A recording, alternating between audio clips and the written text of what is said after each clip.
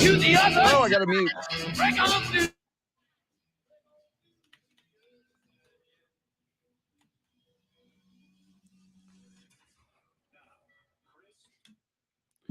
You made it to Friday. We made it to Friday.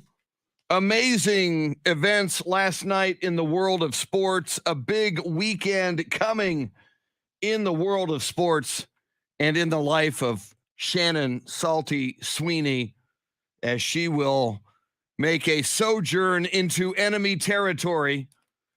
She is a tried and true, highly partisan Texas Longhorn.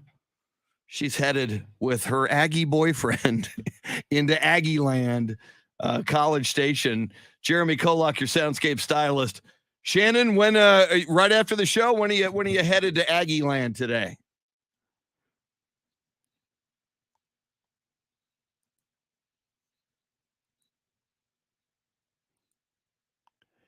It's crazy, isn't it?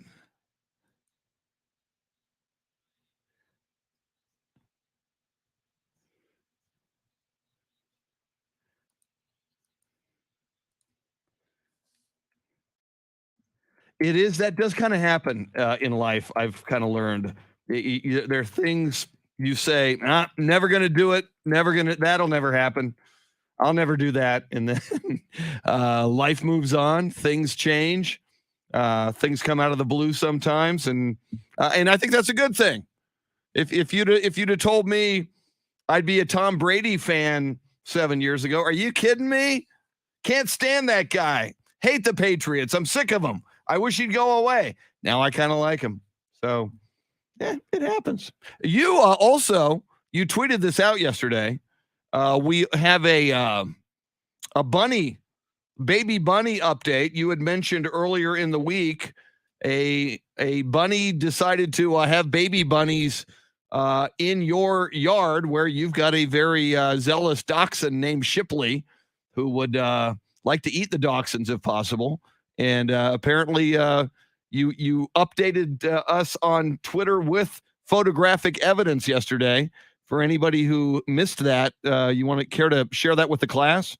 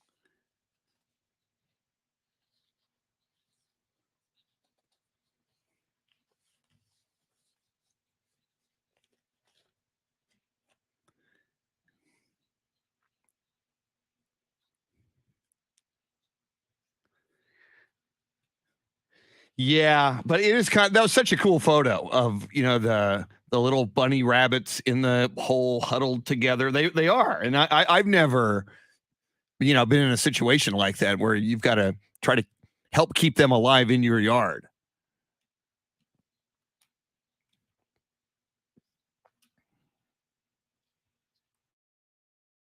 I'm trying to be a good humanitarian out here. I'm working miracles each and every day, keeping those bunnies alive. Very, very cool. Well, we're going to call an audible here as far as how we normally do the show. Imagine that. First of all, I want to let you know we're less than an hour away from our football guru, Coach A, Paul Alexander, going to join us at 7:05 to talk football, NFL draft, and a whole lot more. Man, we are now 6 days away from the NFL draft. So Paul Alexander going to join us then just after 7:30. Shannon Salty Shakedown, sports history and sports birthdays. Normally in the next segment, we do the high five play of the day at about 6:35, 6:40, where we give out a high five, usually to somebody doing something special in the world of sports. But Shannon, we've got a very, very special guest about to join us on the phone line, and we think this man deserves a high five for what he has been training for and what he's about to do. So give me a little high five music, Jeremy KOLOK. And before we bring him on, Shannon, nobody knows more about the 2 high five locations in San Antonio than you do. Tell the people what they might find if they step into a high five location this weekend. Plenty of NBA playoff action with TVs everywhere you may go, whether you're taking part in bowling or axe throwing or the video games. The only place you will not find those TVs is at their Lakeway location. They've got an amazing 2-story laser tag arena. And of course, no TVs in that live arena, but awesome Star Wars music as you're running around and playing laser tag. Highly suggest it. And Chris, today's high five is going to CLINT PROCTOR, and after he completes what he is setting out to do, he'll deserve much more than a high five. He'll probably need just like a moment of rest. He probably just won't want to be touched at all, because I can't imagine what it's going to feel like when he finishes an Ironman, Chris. I can't even imagine. He is on the phone line, and just for people new to the show, CLINT PROCTOR, a regular listener, a regular viewer. He is a highly partisan Texas Tech Red Raider, so we go after him sometimes playfully about that.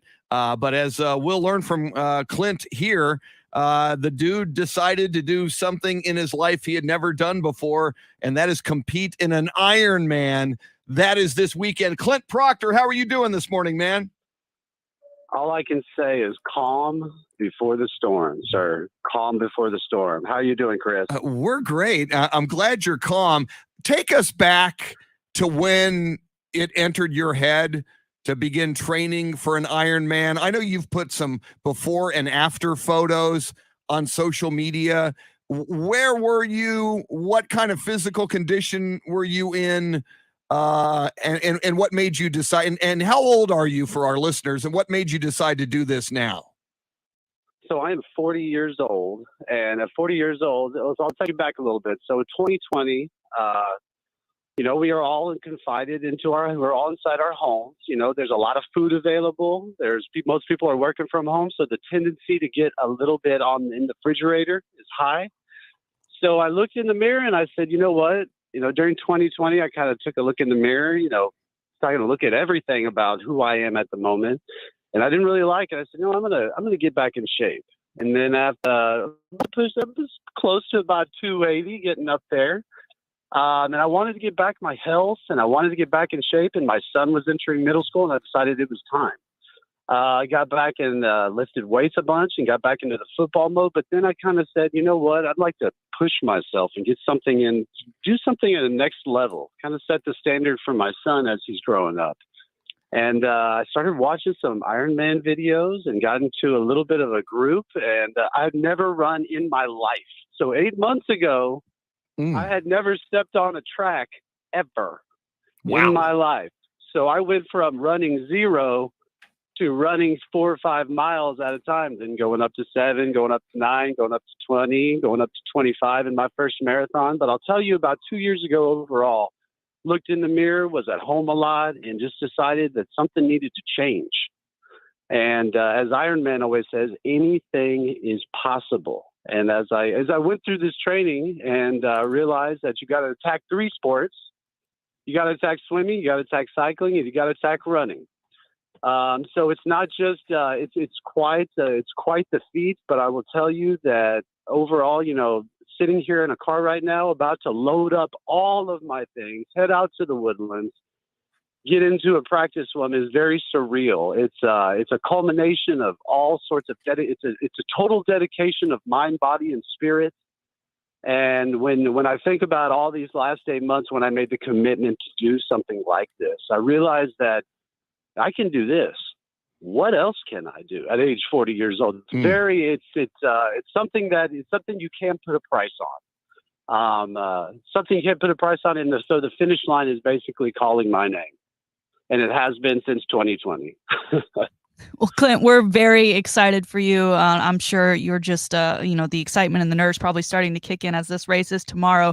You mentioned, you kind of changed the course of your life with this. You'd never set foot on a track. Obviously, a lot of training is involved with this event, but I would imagine too, your lifestyle, maybe your sleep schedule, and then your diet changed as well. Tell us about that. Let's just put it this way. Well, after you get to a certain time in your training, you have to eat for 3 people, which is also great, but it's also you're burning calories more than you can even think about. Maybe 3,000-4,000 calories a weekend, riding a 100-mile bike ride, and the next day running 24 miles.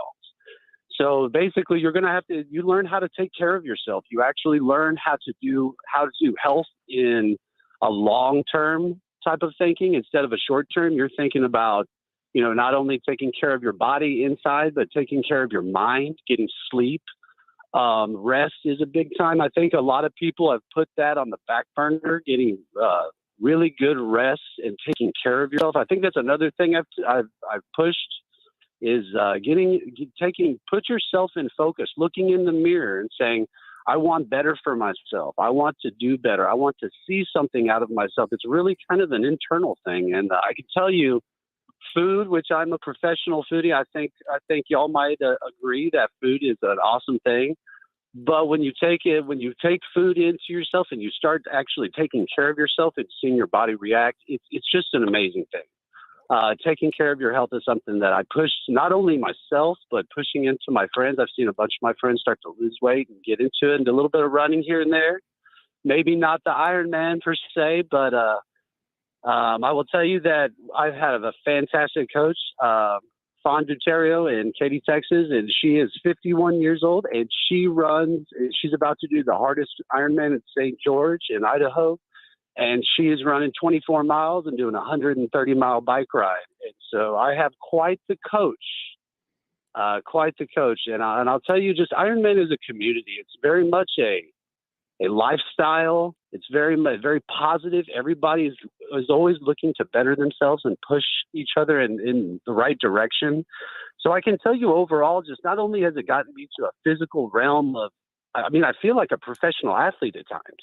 I'll tell you, Chris, when you're running and commanding that, and I believe you were a marathon runner, am I right? Long ago, yes. Mainly in the 80s, and then in 2015, as an old man, I did it one more time, and then I retired. But yeah, long ago. Are there running shorts pictures of you? Oh, God, yes. You don't want to see them. You'll have a John Stockton flashback. I want to ask you, Clint, and we got a couple more minutes here. 2 things. Number one, you said at the outset in 2020, you were near 280 pounds. So what do you weigh now and what's your height roughly? And then for people who don't know an Ironman, how far will you swim? How far will you cycle? How far will you run tomorrow? Okay, so let's just go ahead and knock out some of the details of the race. So it is a 140-mile total race. It is a 2.4-mile swim, 112-mile bike ride, and a marathon, which is 26.2 miles. God. Wow. Back to back to back. God. So yeah, I will tell you that you mentally and train for this, and physically you are. This week is called Taper Week, which you do nothing, and for the first time in my life, for the first time in 8 months, I should say, my body is actually fresh. So coming into this, I'm ready to go. But if you go back and look at the weights, so if I look back at the weight and being 280, it's very surreal to me to go from 280 and down to about 185 pounds. I'm very blessed, very lucky. Wow. But at the same time, I'm also under the understanding that food can come back in me real quick. So I just try to stay active as much as possible. And, Ironman is, for me, the best way to stay mentally healthy and also physically healthy. Well, Clint Proctor, I think we made a correct decision giving you the high five play of the day. I know we're a day early, but we're not on the air Saturdays. I can't tell you, man. This is what I love about sports. Shannon and Jeremy and I will talk about superstars in football, basketball, baseball, wherever. But I love it that you are an otherwise regular guy.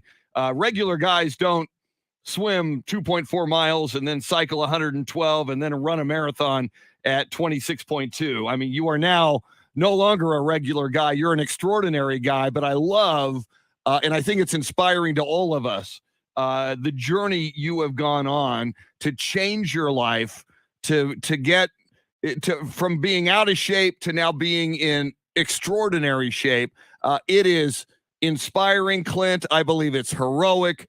I am so proud of you, and I'm so happy for you, and I am inspired by you to, live a better life myself physically. So go get 'em, man. We will be watching you on social media. I'll be reposting your progress, and just way to go. Congratulations. And not only for yourself, but for those of us you are inspiring. Thank you for doing what you're doing, man. I think it's so cool.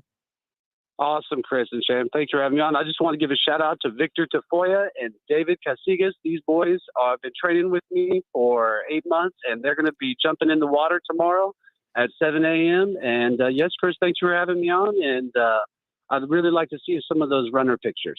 I want to post those. You'll be sorry you asked, but I'll get you some of those someday. Thank you so much. Clint Proctor, a friend of the show, a listener, a viewer on the live video feed. From 280 pounds to about 185. We got a photo of him up right now on the live video feed, running shirtless. Doesn't look like he's got a lot of body fat going these days.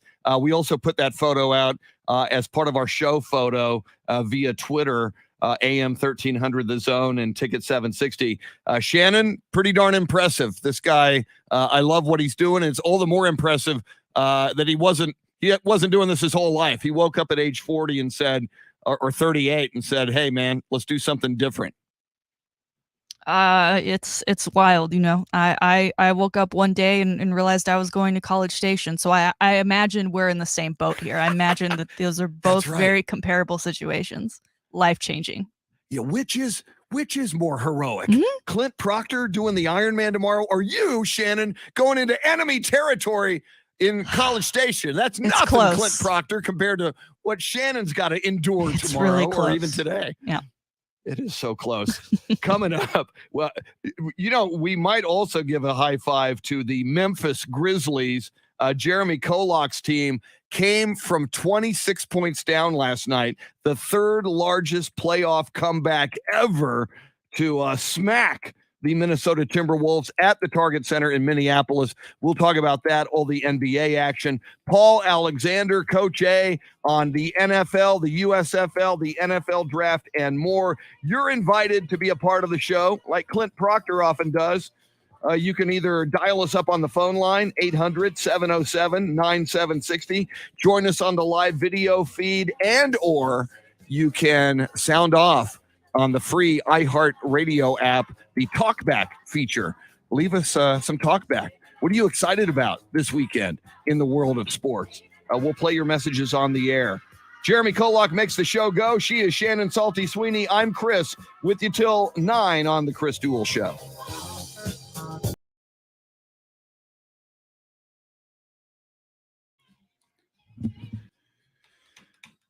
All right. Now, Carl Fisher, first of all, happy birthday.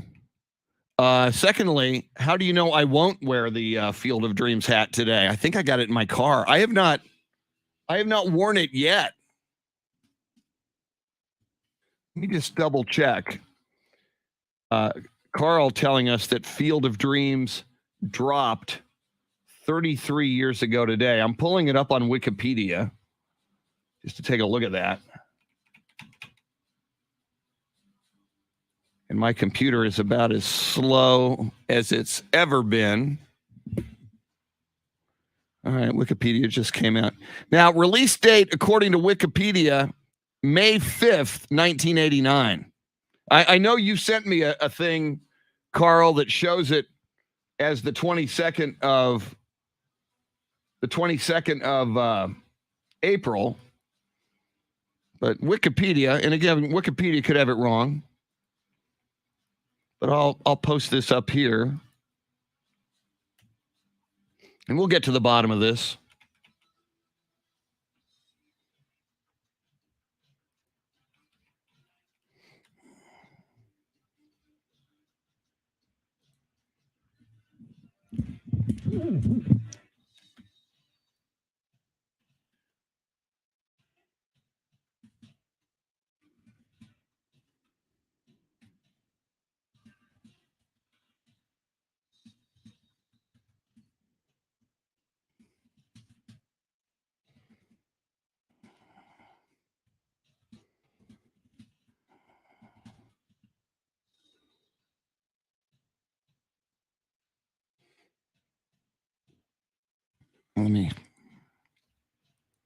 All right. I think I'm going to guzzle some more coffee. Carl Fisher, I will add you, sir, to our sports birthdays.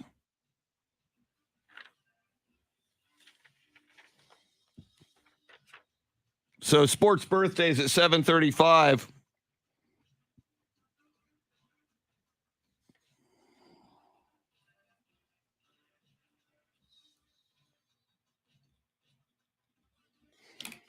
Look at this, Carl. There you go, man. You are now one of our sports birthdays. Spencer Haywood, Jeff Hostetler, Bimbo Coles, and Carl Fisher. Happy birthday, man.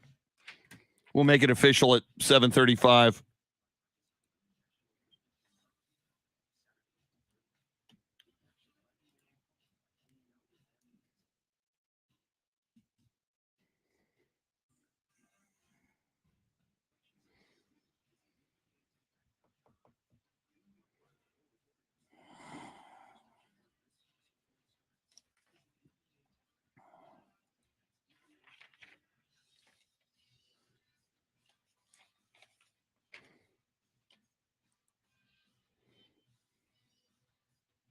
Tracy Bogert wishing Carl Fisher a happy birthday. Oh, man. So where is that? I know you sent me. Where did I see that?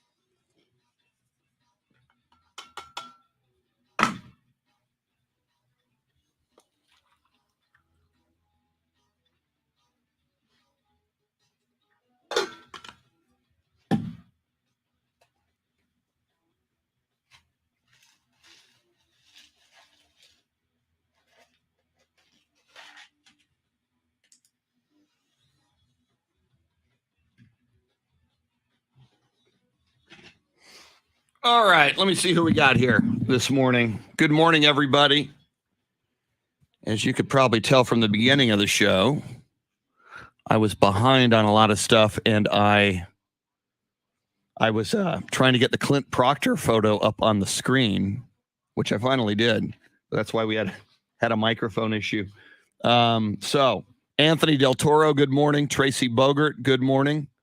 Steve Duraco, the original Rock, the original Italian Stallion, good morning.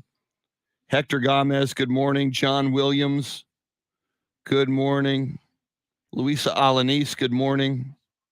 I think I said Anthony Del Toro. Good morning, Anthony. Beth Settle, good morning, Beth. Wes Perkins, good morning. Haas Holding, who's got a big wrestling match tonight, I believe in Castroville. Good morning. Carl Fisher on his birthday. Good morning and happy birthday.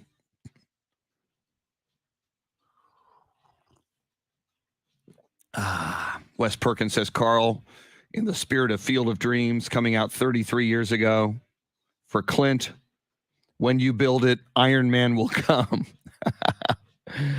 James Rippey, good morning.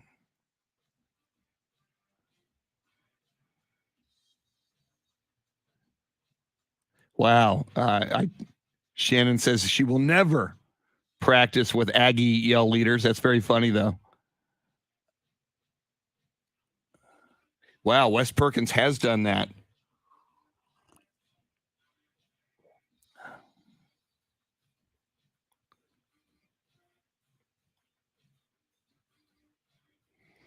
More happy birthdays coming into Carl Fisher here.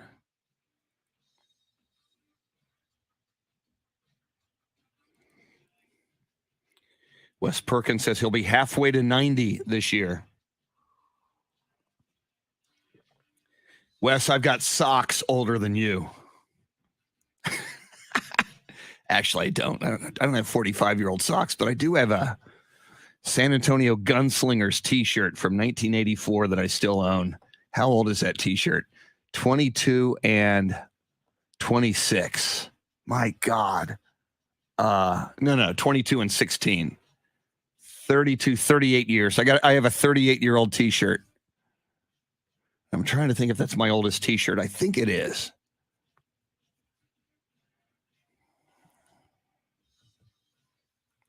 Now,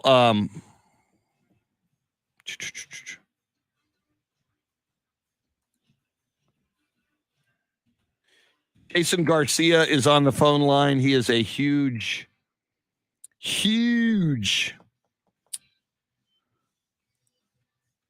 retro movie. Said Field of Dreams came out yesterday, April 21st. See, and that's when you sent me that, Carl, I saw it last night after the show, and I thought to myself, wow, I should have done that yesterday, and then today's the 22nd, and yet Wikipedia, which I posted, says May 5th.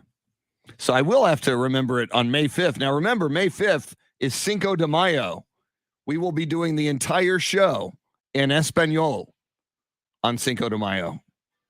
That is a weekday. I think I checked that. So I have 8 and 5. I've got 13 days to learn Spanish fluently.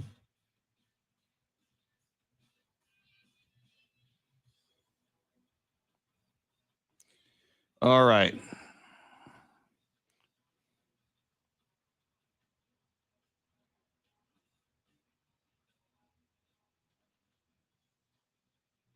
Yeah, May 5th is a Thursday. I think next week. 2 weeks. Yeah, in 2 weeks. Because a week from today, I'll be the 29th of April. Okay. And 6 days from now, the NFL draft, people. Be very afraid. Paul Alexander going to join us here in about just after the top of the hour.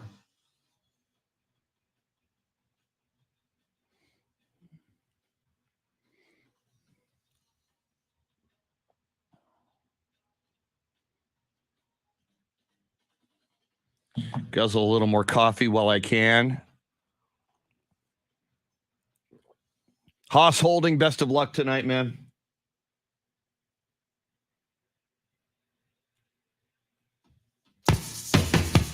Which is the good news there, Carl, is now I got another shot.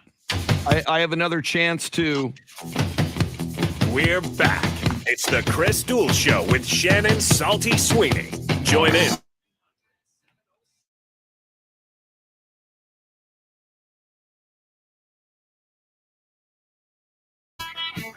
As the voice dude said, it is the Chris Duel Show with Shannon Salty Sweeney. She may not be doing an Ironman this weekend, but she's going into enemy territory. Shannon, Wes Perkins. We're going to go to the phone lines in a moment. Our friend Jason Garcia on the phone line. But Shannon, Wes Perkins on the live video feed said, are you going to get together with the Aggie yell leaders and do some yell leader practice, do some of those Aggie cheers in College Station later today? There are still lines, Chris, that I will not cross, and it's not part of the agenda. So no, just hard pass. Just checking. You can always dial us up on the phone lines, which is what Jason just did. You're always welcome. 800-707-9760. Now, we had Jason on the show earlier in the week, in fact, 2 mornings ago, as we were getting ready for the big clash between San Antonio FC and Austin FC, which took place Wednesday night at Toyota Field in San Antonio. A wild come from behind overtime win, 2-1 for San Antonio FC. And Jason is on the phone lines. He is hardcore, man. He is a board member even of the Crocketeers, the fans supporters group for San Antonio FC. And Jason, Jeremy told me you would have called in yesterday, the morning after the big victory, but you did not have a voice. How's that voice doing this morning, man? Oh, that voice is doing much, much better, Chris. After all the wonderful yelling at Austin FC and cheering on our boys, I feel definitely much better today. So talk to me. How was the experience, and did you encounter any fans from Austin, and how did you guys get along? We did encounter some fans from Austin during the tailgate. They were very gracious to enjoy it. They told us that they were excited that this rivalry or this game is finally happening, and so were we. From the march coming in to the stadium with the mayor Ron Nuremberg, and the whole thing, it was just electric from the time that we got there and until the time the game ended. Well, Jason, now that the San Antonio team has passed Austin FC, their first win over an MLS team, the stage is set for their next round in the US Open Cup. They will be taking on the Houston Dynamo. Looks like that's set for May 11th. Are you liking this matchup as you see it right now, or is there some work that you think SAFC may need to do? Well, I think we'll have to sharpen our claws against a couple of USL opponents that are coming up. I know our boys are going up to New Mexico, and New Mexico has always been a tough outing for us, whether win, lose, or draw. So, and the other thing is that I know we're going to Houston this time, and the Crocketeers are already working up on maybe getting a bus, possibly a bus going to Houston for the game. So yeah, I think Houston is going to be tough. I think Houston is going to be they're going to look at what we did versus Austin, and maybe they might come out with a win. And I believe that we are 0-1 against Houston. I know we played them a couple of years ago and we lost 4-0. So, and then maybe time to get some revenge on them too. Now, Jason, what did I was reading on social media after the win, and some SAFC fans obviously excited. One of them, Aaron Marvel, who I know well, works for the company here, said it was the greatest sporting event he ever attended because he was so invested and is such a fan, and he had and has a lot of angst versus Austin FC because he believes that should have been San Antonio's MLS franchise. What did this win mean for you, for San Antonio FC fans, and for this franchise? This win actually put us on the map again, and it kind of makes everybody wonder, why didn't MLS give us the franchise? I mean, it's been proven time and time again that we, as a city, love soccer, and then this has proven not only to the state but to MLS and to the nation that San Antonio does deserve some type of soccer franchise. The whole night, like I said, was electric. I mean, just the fans from both Austin FC and SAFC cheering on their teams, and seeing the teams go back and forth, duking it out to a no score at halftime, which was great. But then when Austin scored that first goal at the beginning of the second half, we thought, oh, great, we might lose 1-0. But at the very end, or like I said, our boys pulled out 2 goals, and that was definitely a big win for us, for the city, and for the fans and for the franchise. Very, very cool. Jason Garcia on the board of the Crocketeers, the supporters group for San Antonio FC. Keep me posted on that possible bus trip to Houston for the next round of the U.S. Open Cup against the Houston Dynamo. We will certainly pass that along to our listeners. Jason Garcia, happy for you, happy for all the fans, happy for the franchise. A big, big game, a big, big week for everybody associated with San Antonio FC. Thanks for checking in, man. All right, Chris, one more thing. Shannon, when are you gonna come down to San Antonio for an SAFC game? Woo! It's a big question, isn't it? I'm pretty booked, unfortunately, for the next month, but hopefully sometime soon.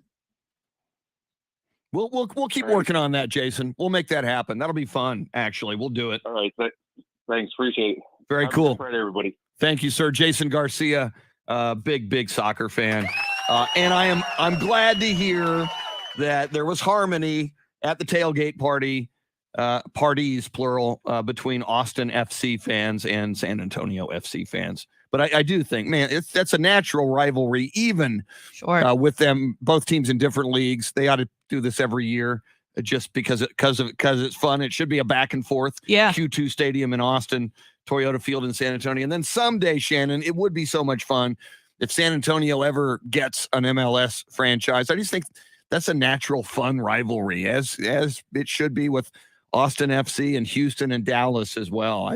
I hope we get to see that eventually. Yeah, that'd be exciting. And you mentioned, the fans enjoying soccer together. All soccer fans have one thing in common, and that's their love for beer. And you have that common ground. You can get along with just about anyone. Amen. Amen to that. Well, each of you, Shannon and Jeremy KOLOK, your teams won last night on the road. In fact, all three NBA road teams won last night: Golden State, Dallas, and Memphis. But the most remarkable game of the night was one of the most remarkable games in NBA history. Jeremy, as you well know, the Memphis Grizzlies were down by 26. They were down 16 going into the fourth quarter. Coming back from 26 down is the third largest playoff comeback in NBA history. Jeremy, talk to me. Did you watch the game? And how the heck did the Memphis Grizzlies manage to come back from that far down? Yes, I did watch this game. First of all, I was like, are the Minnesota Timberwolves really going to lose their first game at home in Minneapolis, their first playoff game in like 5 years, on the day that Prince died? Oh. I mean, is that really what's happening here? As I was watching it unfold, super unfortunate, that particular factor of it. But Chris, I'm watching this game last night, and in the third quarter, through the first three quarters, the Timberwolves are just killing the Grizzlies. I mean, they are beating them in all facets of the game, and they just can't even, the Grizzlies can't even make a run to kind of break through to get within single digits. It seems like it's going to be a blowout. And so in the third quarter, there's this point where the Timberwolves are up 83-62. And I only know this because I took a screenshot of my TV when the score was that. Wow. 83-62. There was 47 seconds left in the third quarter. Okay. And the Timberwolves are up by 83-62. And then if you fast forward about 5 minutes into the fourth quarter. So like I said, the Timberwolves just had 83 winding down in the third. Halfway through the fourth quarter, the Timberwolves had 85 and the Grizzlies had 86. But if the reason I took this screenshot of these two, the two scoreboards at these two different points in the second half, is because the Timberwolves had the same amount of timeouts in both of the screenshots. So the Grizzlies went on a 21-0 run to close the gap and then take the lead and then win the game and probably the series. And you don't call a single timeout. You're just watching your team blow a 21-point lead and you're just standing by. You're not doing anything on the day Prince died in Minneapolis. And one of the big anomalies, Shannon, in that game, and I'm amazed that they were able to build a 26-point lead, the Minnesota Timberwolves, Karl Anthony Towns had more fouls than shots that he took. He only took 4 shots in the whole game. He had 5 fouls, which obviously in foul trouble, that kept him out of the lineup a bit for a number of minutes, but 8 points for Karl Anthony Towns, as Jeremy there questioning the coaching of the Minnesota Timberwolves last night. You can't have Karl Anthony Towns, who is essentially your Tim Duncan, and have him only take 4 shots. You know, I went out last night, which isn't something I do often, but it was Thursday, so I do have the weekend a little bit here to rest up. And the game was on at the bar, and we sat down, and it was the first quarter, and things were already kind of getting out of hand for Memphis. And I'm looking at the score, and I'm like, man, that would be one fantastic comeback. A couple hours later, a couple drinks in, I look up and see that things have flipped. I thought I was a little too drunk, to be quite honest. I mean, what an amazing feat and lucky for us. I mean, that game on TNT, which meant we got Charles Barkley commentary to follow. I believe he referred to the Minnesota team as dumb as rocks and bad for basketball with that epic collapse last night. And you got to say it, and that's one of the reasons we love Charles Barkley. He calls it like it is, and the head coach of the Timberwolves, Chris Finch, my God, you just everything that the two of you describe, I really think that goes back to bad coaching. And again, a guy like Karl Anthony Towns, this is why the Minnesota Timberwolves are not known as a force in the playoffs or in this league yet, because if you're the man and Karl Anthony Towns is the man in Minnesota, you got to deliver the goods. And I know there's games when he did deliver the goods. I mean, I criticized DeMar DeRozan for the opening loss by Chicago in the playoffs where he didn't show up, and then he went nuts in game 2. You know, maybe Karl Anthony Towns comes back and puts it together. But Jeremy, one of the things you just said in your recap was, you know, Minnesota probably lost the series last night by losing that home game. I know it's only 2-1 in the series, but a lot of times in the NBA and in sports, you blow a big lead like this, and it'll put you in a funk for the next several games. And I got a feeling we're about to see that for Minnesota. Chris, Shannon, I was watching this game wind down, and I saw the same thing you did. I saw Karl Anthony Towns only took 4 shots. So the first thing I did then at that point in time in history was I made a decision that I was going to watch the Timberwolves post-game press conference, and I did. And the first question Karl Anthony Towns got was about how he only got 4 field goal attempts. And it was like he was expecting it. It was like he was pondering that he was going to get that question, and with no hesitation, with no pause between the question, he says, "Next question." He says no comment. He just moves on. That's gutless. There's something going on over there. Yeah. Shannon, these guys know their interviews are part of why you make multiple millions of dollars. Very, very unimpressive reply there by Karl Anthony Towns, if you ask me. Yeah, and was it him on a hot mic during the game when he was talking about, we've got him in our house now. We've got him in our house. And then one of those cut to moments, end of game, final score, screen grab. Your house doesn't matter. I think the Grizzlies made it their house last night. Oh man, that did not age well. Very quickly, Karl Anthony Towns. All right, we'll get back into the NBA playoffs in a bit, including Shannon's Dallas Mavericks. Another win without Luka over the Utah Jazz. They're up 2-1 in their series. But coming up next, Coach A, Paul Alexander of RadicallyRational.com. He is our football guru. We'll talk NFL draft, USFL, Deebo Samuel, and more with Coach A, Paul Alexander, coming up. Shannon's Salty Shakedown, sports history, sports birthdays coming up in the 7 o'clock hour as well. It's the Chris Duel Show.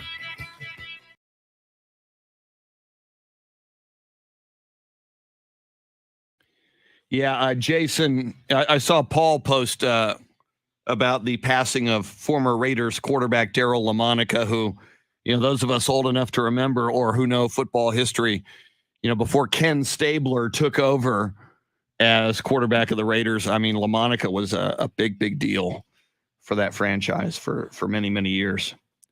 All right. I'm going to grab some coffee. I think I need some more ice for my iced tea, or do I?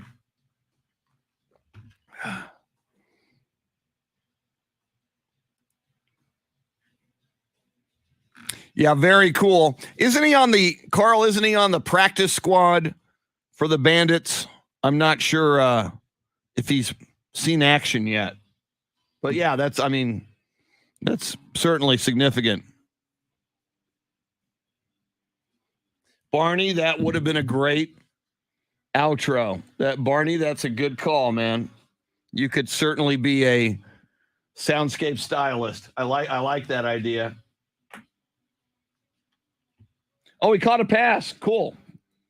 Good to hear that, Carl.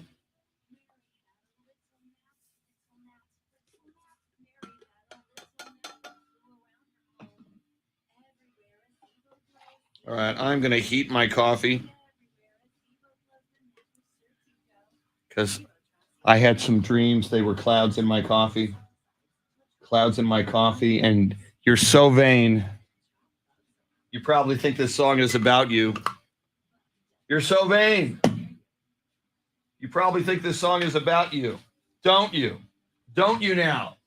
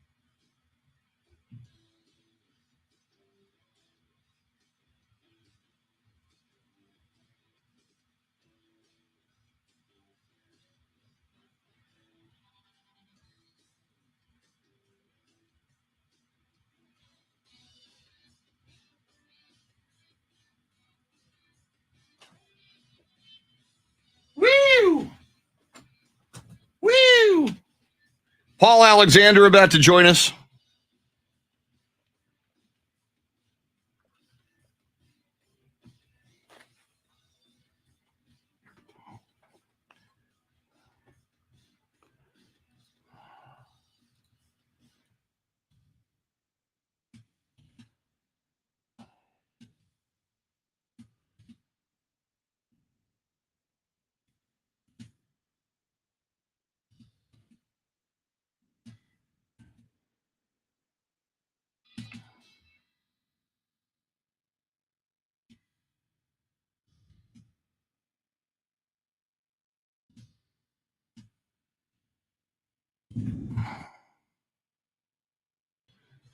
Let's see. Find my Paul Alexander photo.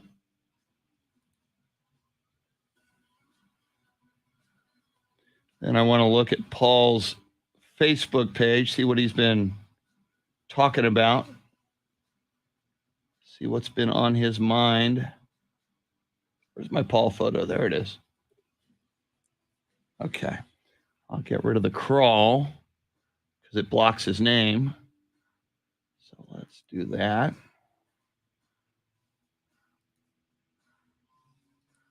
All right. Now, what is Paul Alexander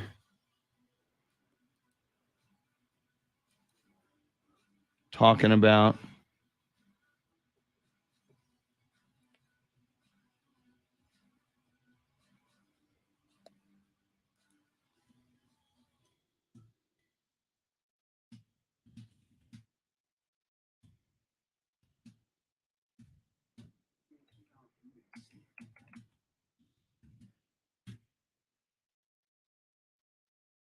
All right, where's my Paul Alexander page?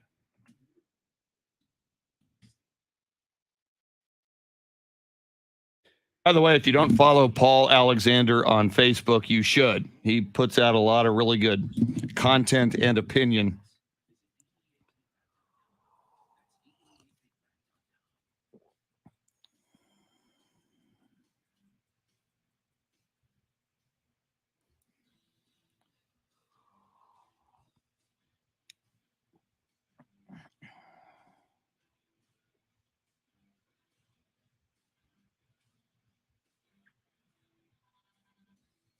Yeah, Paul mentioning the passing of Daryl LaMonica.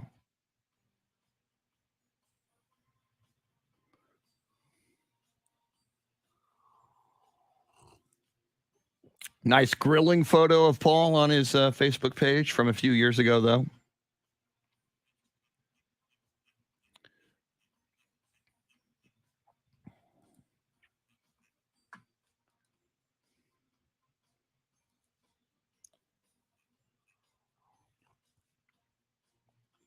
All right. So we'll talk NFL draft. Rebecca is in here from Melbourne, Australia. That is so cool. Rebecca Cranston. Rebecca, we're about to come back on the air. And, we go to a station out of San Antonio, Ticket 760, and Austin, AM 1300, The Zone. Robert Browning is joining us from Japan. So we will, and he'll be in Alaska for 2 weeks. Wow. So we love it when the global international audience joins us. That is so cool. Okay, going to be in Alaska for 2 weeks. Yeah, you probably don't want to watch this from 2 to 5 a.m. Robert, if you're up to watch us next week from Alaska, let us know. But we certainly understand the need to sleep between 2 to 5 a.m., although I wake up at 3:30 most weekdays. That is so cool, though, Rebecca. Thanks for joining us. We appreciate it.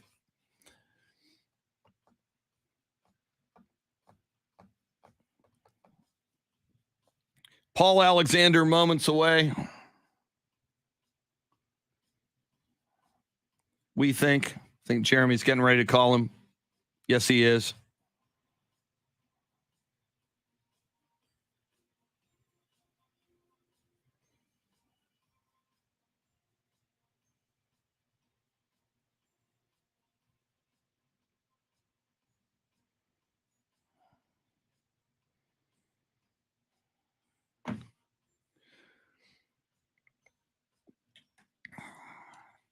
Back in just a sec.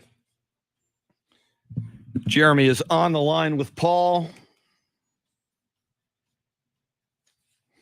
Carl Fisher, how old are you, man? If you don't mind, for your sports birthdays at 7:35, Carl is on the live feed. I'll just go ahead and let you know that it is Spencer Haywood's birthday. By the way, his character is in Winning Time.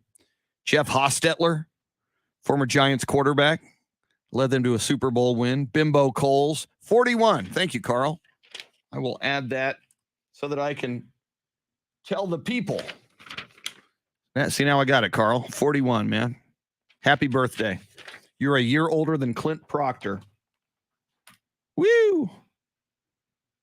Here we come. And we will give a shout out to Rebecca on the radio here.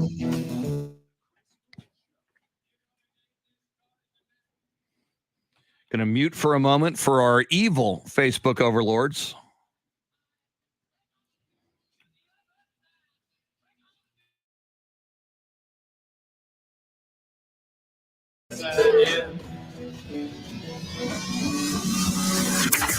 Now, Chris Duel. The weekend is here. You made it to the weekend, a weekend of sports, NBA playoffs, a big series in Houston as George Springer and the Toronto Blue Jays come into Houston. They'll open up that series at Minute Maid Park later this evening. And, of course, thanks to the football gods, we will have football, USFL football this weekend, and we are 6 days away from the NBA draft. We'll talk a lot of football here in just a sec with our good friend Coach A, Paul Alexander from Radically Rational, Chris Duel Show with Shannon Salty Sweeney. A quick shout out on our live video feed. We just learned that Rebecca Cranston is joining us from Melbourne, Australia. Shannon, how cool is that Melbourne, Australia is in the house this morning? Represent. That's amazing. Yes. And our good friend Robert Browning from Tokyo, Japan, he says he's headed to Alaska in a couple of days. So we are international, which is cool. Another man who is always international, an international man of mystery, Coach A, Paul Alexander from the tremendous, highly recommended website, radicallyrational.com. Coach, single digits, less than a week from the NFL draft. I got a feeling you are geeked up for the NFL draft. Chris and Shannon and Jeremy, good morning. And absolutely, it's just like a lighter feeling. You know, you're moving toward the draft, and I've really gotten into it, and I'm excited about it. And it just kind of makes your life more relaxed and more tranquil. So I'm fired up. I was reasonably pleased with the product produced by the USFL. I thought it was pretty good football, with the exception of that one game where one team fumbled 9 times. So life is good. Well, you're geeked up for the draft, and of course, we're all Dallas Cowboys fans here. How do you see them with their first pick that'll be on the board? Do you see them doing something that we might expect them to do, or be typical Cowboys and maybe pull something somewhere from left field the last minute? Well, it is their MO for sure, and so I can't rule that out. I've heard some people talking about the Cowboys trading up. That wouldn't make a whole lot of sense to me unless there's a guy that you're after. And if it's a person of that high profile, that highly regarded, I mean, you're going to have to give up so much draft capital. I just don't see it. And plus, the Cowboys have multiple needs. Now, the good news is the 3 most glaring, in no particular order, you need an edge rusher. You desperately need offensive linemen. And you've got some holes in that receiving core. And the good news is it's an unusually deep receiving class in the draft.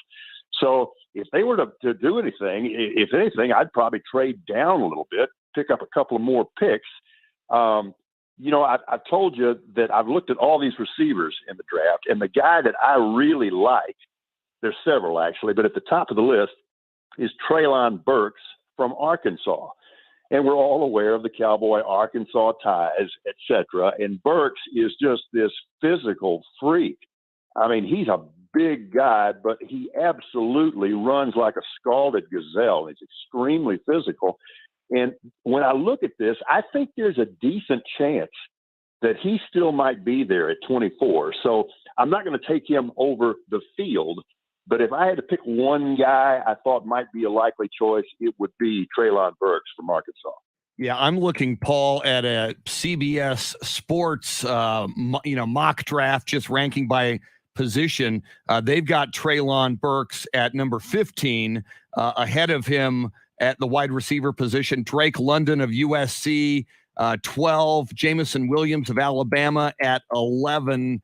And then I saw another wide receiver. Yeah, Garrett Wilson of Ohio State at number 7. Those are the wide receivers they have ranked ahead of him. And we will dive back into the draft, Paul, but since you brought up wide receivers, I want to just get your thoughts because it's a big story this week. And I think maybe teams like the Cowboys and maybe many others from now on might just be saying, hey, let's go get rookie wide receivers and get them on rookie contracts and try to do business that way, because in the aftermath of the Chiefs saying Tyreek Hill, we can't pay that kind of money, and then Tyreek Hill makes all that money in Miami, Devontae Adams, a lot of money with the Raiders, and then the story this week, Deebo Samuel says, 49ers, I would like to leave, apparently motivated by money.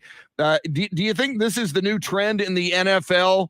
Whereas every quarterback wanted to be the top paid quarterback when his time came, are wide receivers going to start pricing themselves out of the market, or are NFL franchises going to pony up and pay them bigger dollars? I think we're already seeing them price themselves out. And Chris, you're exactly right. I mean, the causative factor here is how the wide receiver market has been readjusted by Tyreek Hill, by Devontae Adams. And you've got this mindset in football that, when your time comes, if you're the latest to sign a contract, that means it's got to be the biggest contract. Well, NFL teams are at the point where they're just not going to put up with that. And I think some guys are making some poor decisions, and it's their lives. But I'll use Deebo as an example. Yeah, sure. You want to get paid, but you also want to be in the right place. And I don't know a lot about the human dynamic, about what's going on there, although everybody I've ever heard refer to Deebo say that he's, 1, a freak player, and 2, a really good teammate, an uncommonly good teammate. So I don't know what the source of his dissatisfaction is right now, but I don't think he's making a wise decision. You got to be in the right system that fits your skills. And if you look at the particular skill set that Deebo brings to the table, he couldn't be in a better place than San Francisco, and he couldn't have a better coach than Kyle Shanahan. So I just don't get this. And now you got A.J. Brown with the Titans saying that, that he wants to get shipped out. The Titans are not going to let that happen because he is a very talented player. So, yeah, the sea change that we've seen is that these receivers in particular are wanting extensions and adjustments prior to the time that their rookie contract is over. But if you look big picture, football is already a throwing and catching game, and it's just going to get more so. And we're seeing this in the depth in the rookies available in the draft this year. This is a deep pool. So in a sense, it's a little bit of a market that favors management, because I can go out and get one just like you at a much cheaper price. And if I have to keep recycling them through there, that's the prudent thing to do under the salary cap. So I'm not sure these guys have quite as much leverage as they think they do. Well, talking about wide receivers, CeeDee Lamb on the Dallas Cowboys probably going to take a heavier load and more expected of him now that Amari Cooper is no longer with the program, and he'll be coming into a contract year. Is it fair to assume that we may have this similar situation going on for the Dallas Cowboys should CeeDee Lamb really prove himself this season? Certainly not out of the question, that's for sure. And CD wants to get paid as much as anybody else. I'm interested to see how he's going to operate in that wide receiver 1 role, because that's a little bit different role than the one he's been in. And they're going to have some needs at receiver. And I want to harken back to somebody that Chris mentioned a minute ago, and that's his USC guy, Drake London. There's a lot to like there. My concern is is he more than just an offensive rebounder? Okay, you throw it up in the air, it's a 50-50 ball. He's as good at going to get it as anybody I've ever seen. I'm just not and people compare him to Mike Evans. I'm just a little bit suspicious of his speed. I'm a little bit suspicious of his route running ability, and I'm kind of wondering if he's more than a one-trick pony. A guy that's really emerged for me, and I've seen a lot of him recently, he kind of reminds me of Marvin Harrison. And I'm talking about Jahan Dotson from Penn State. That dude is smooth. Wow, we'll keep an eye on Jahan Dotson now that you mention him. And just looking at some of the top names, Paul, a lot of people believe Aiden Hutchinson of Michigan may go number 1 overall. You've been touting offensive lineman Evan Neal of Alabama, who at the top of this draft list. Who are some of the names? And maybe it's those two there that are generating a lot of buzz, maybe for you as well. Who do you think is going to go very, very early that you find interesting? Hutchinson seems pretty confident that the Jaguars are going to take him at number 1, and I have no reason to doubt that. So then do we go on a run for edge rushers? Does Thibodeau go next? Is Travon Walker at Georgia? And you mentioned Evan Neal. I do think he's not only the best offensive lineman in the draft, I think he's the best player in the draft. And I think there's a pretty good chance that he's going to be available for the Texans at number 3 if they elect to go that direction. And the Texans have so many needs, but if the best player in the draft is there, and that's one of your pressing needs, I don't know why you wouldn't take it. And also, everybody is so high, and I've just never understood this about Laramie Tunsil. I watch him. I want to see the magic. I want to see what I'm missing. I'm just not a big believer. I think Evan Neal, however it plays out, whether he starts out at right tackle and you move him to left tackle later, or you throw him in at left tackle immediately, I think Evan Neal would be the pick there. Kyler Murray continues to be a story out of Arizona. We heard from the GM yesterday, and he said that Kyler Murray is both their long-term and short-term guy, which I found to be a bit contradicting. And we know with what they did with Josh Rosen, they have no issue in trading away a top quarterback who was drafted even less than a year ago. So do you think we'll actually see Kyler back in a Cardinals uniform playing for them this season? And then, like the GM said, in the long distance future? This is just gut feeling, but we've seen things like this before that kind of cross a line of demarcation. So I ask myself the question, can this marriage be saved? And at this point, I think the answer is no. And I think that might be a blessing in disguise for the Cardinals, because not only is Kyler Murray hopelessly immature at a position where you cannot be immature. In fact, I'm really kind of leaning toward the term punk, although I don't want to go there. But beyond that, I saw what I saw in that playoff game against the Rams. That guy's not going to get you there ever. My goodness. And, once you learn that, if you're a franchise, you should probably plan your future accordingly. He is Coach A, Paul Alexander of RadicallyRational.com. Paul, you mentioned on your Facebook page, and some people this morning as well on our live video feed mentioned, and it always, stops me in my tracks when a star player that I watched growing up passes away. Daryl LaMonica, Oakland Raiders quarterback.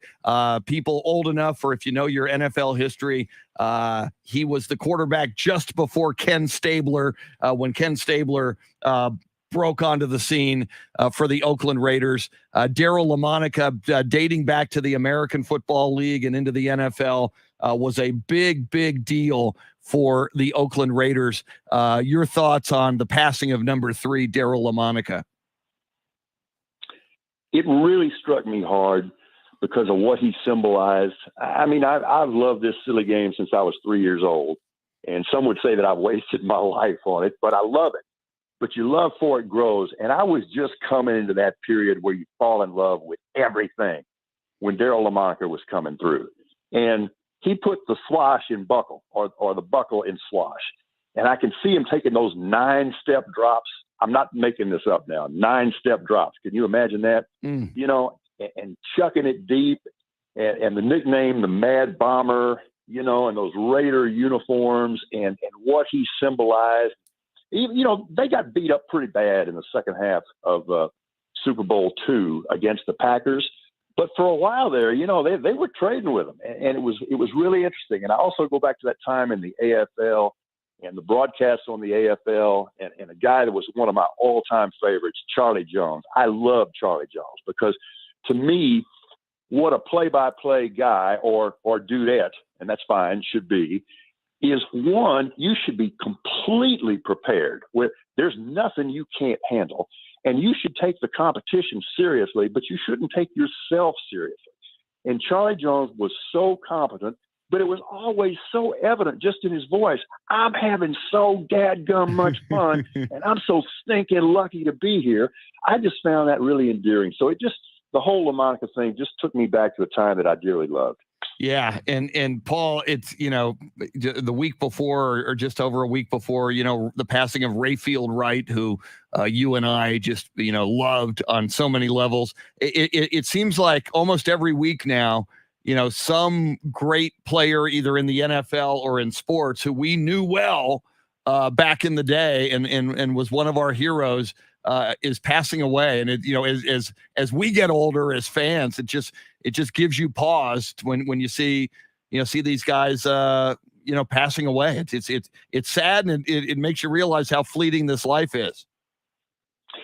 Chris, you're so right. And I think we have to kind of brace ourselves for a run of this now. Not that we're already not seeing it, but when we think about, you know, our age and our formative years, and when we fell in love with this, and you look at the life cycle of the guys we fell in love with, unfortunately, this pace is going to get accelerated, and it's already making me sick. Coach A, Paul Alexander of RadicallyRational.com. Paul, you did mention the USFL, and I did watch a lot of it last weekend, opening weekend. We'll have more USFL this weekend. Again, I love football like you do, so I'm going to watch. But and you just said, other than the 9-fumble game, you thought it was some pretty good football. Do you think you're a football freak, Paul? So am I. So I'm there for the USFL. Do you think it will catch on and last long term, especially next year when the XFL comes online? I just find that so weird that we're going to have two competing spring leagues. I don't know. I can't think that's good for either league. Your thoughts on the USFL and your thoughts on spring football in the future with two leagues next year? Well, I think, first of all, what we've seen, actually, contrary to what people think, is that there is a market for spring football. So the question is the one you're posing. Is there room for two spring football leagues? And I think my gut instinct answer is no. So the USFL gets the first lick in. They show up first, and there's an advantage in being first. But when I look at the structures of the league and the powers that are behind the league, I mean, it looks to me right now like the XFL is going to have a clearly superior product. So that leaves the USFL in peril. There's no question about that, because while I'm convinced people are going to watch spring football, they're not going to watch and follow two spring football leagues. So this is going to be interesting to watch. The one thing I liked about last week, and there's no question that these are tier 2 players. There's no doubt about that. But I thought they played hard, which is important to me. And I thought for teams that have only been together for, you know, a couple of months or something like that, that I saw some actual esprit on these teams. I saw guys actually caring about whether their team wins. So I'm really a pretty easy fan to satisfy. Play hard, love the sport, love your team. I'm good. Finally, Paul, I see a message on our live video feed from Frank Valdez, and he says, I have a 1988-1989 Fast Break Fiesta Spurs report on VHS tape, which is narrated by Coach A, Paul Alexander. Again, I mention it all the time, Paul. You've done so much. You've done everything in the world of sports. You've done Spurs. You've done Canadian Football League, NFL. You were a TV executive, TV, radio. As you look back on everything you've done, and now radicallyrational.com, are you ever amazed? I mean, I love like the photo of you interviewing Gale Sayers at one point. Are you ever amazed at all the various things you've done in sports and news over the years? The term I would use is just humbly grateful.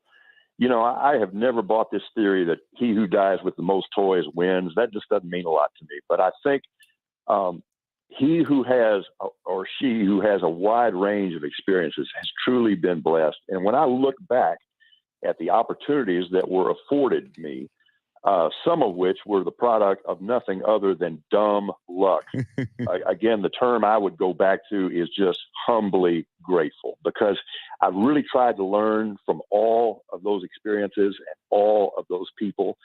And yeah, maybe it means that I've got the attention span of a gnat, but at least the breadth of those opportunities has been something that keeps me stimulated.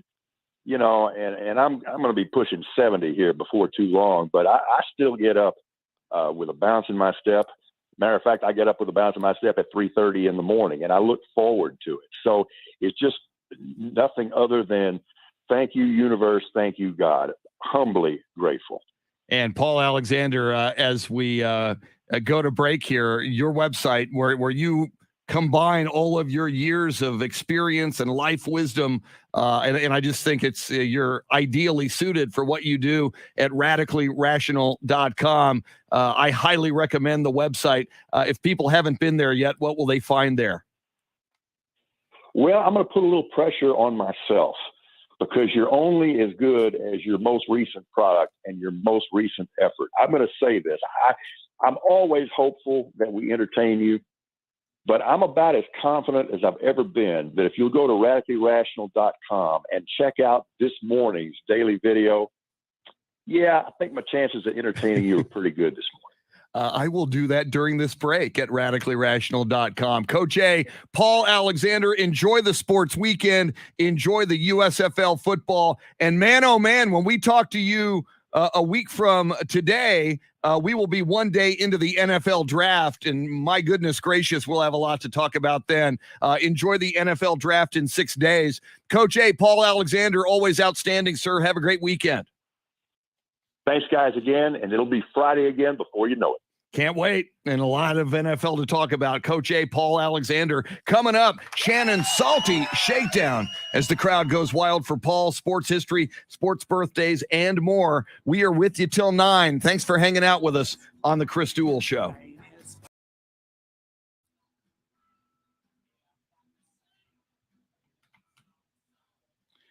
Frank, that was cool. I was glad I was able to pass that along to Paul, man. Thanks for sharing that. Isn't that amazing? I've got a lot of stuff on VHS also. And I found this, actually my wife got it for me, a converter where you plug it into a VHS deck and it digitizes your I got so many VHS tapes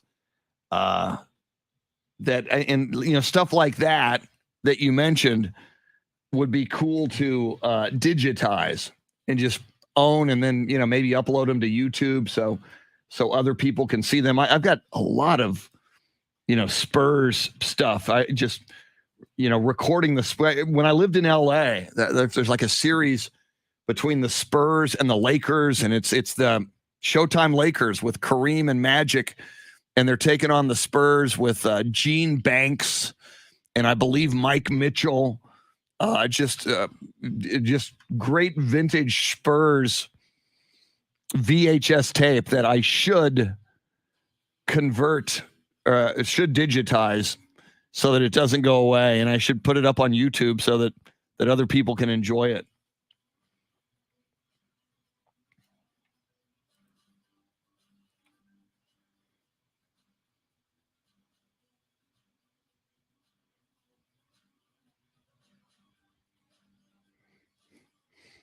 All right, I do see your photo, John Williams, and I do see you sent me a Netflix story about Netflix canceling a Will Smith project. Can't say I'm sad about that. You know, I don't wish anybody ill will, but I think Will Smith needs to take a little time out and think about being a better human being. I was listening to two pros and a cup of Joe this morning, the sports show before us nationally. They were saying and I don't have a lot of details on it. Apparently the Johnny Depp trial got really ugly yesterday. Another actor in the news. Let's see. Carl Fisher, your birthday's coming up, man. Your birthday announcement. Your birthday is today, but our celebration of your birthday. Oh, and this just in, on draft day next Thursday, the great Don Harris, one of my all-time favorites of News 4, sports director there, going to join us on this show next Thursday, draft day. So that'll be pretty big, pretty cool. Don is always insightful and entertaining, much like Paul Alexander.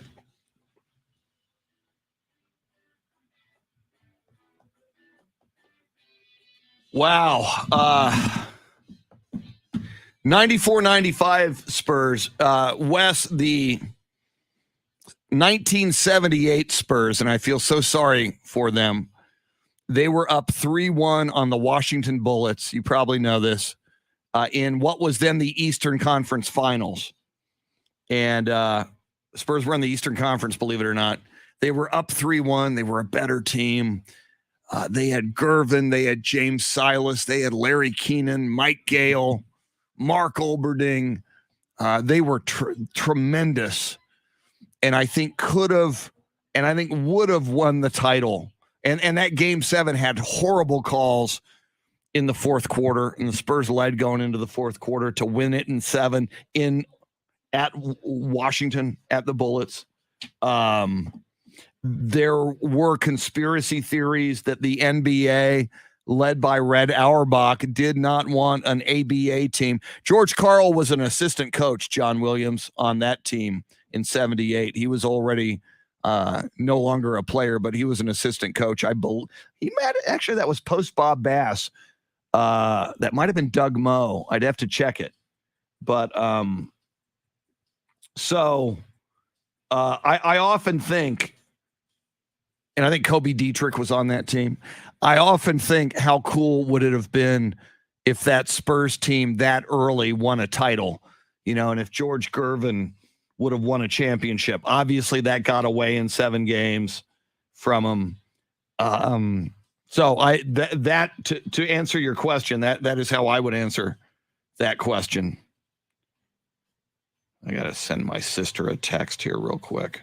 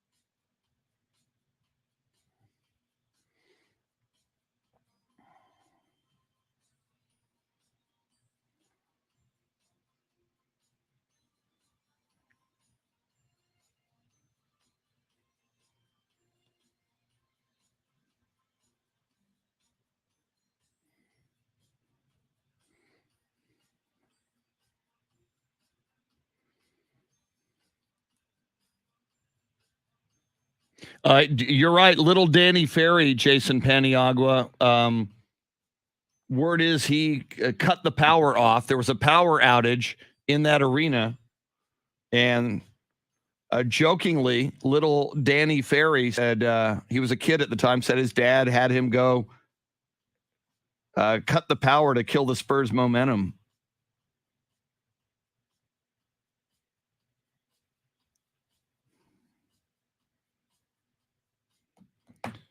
All right. Salty Shakedown, sports history and sports birthdays coming up. Yeah, Spurs 50th season in San Antonio. That should be very cool. Yeah, I wish, I don't feel that the Spurs celebrate their ABA heritage as much as I wish they did. Hopefully they do here. But, in, back when they used to do physical media guides, I'm a little distracted. I just, in the modern day, they do it a bit, but I just think there's so much more they could do. And even Walter Pasacreta talked about the anniversary of that 99 championship game, like the 10th anniversary. Anyway, here we go.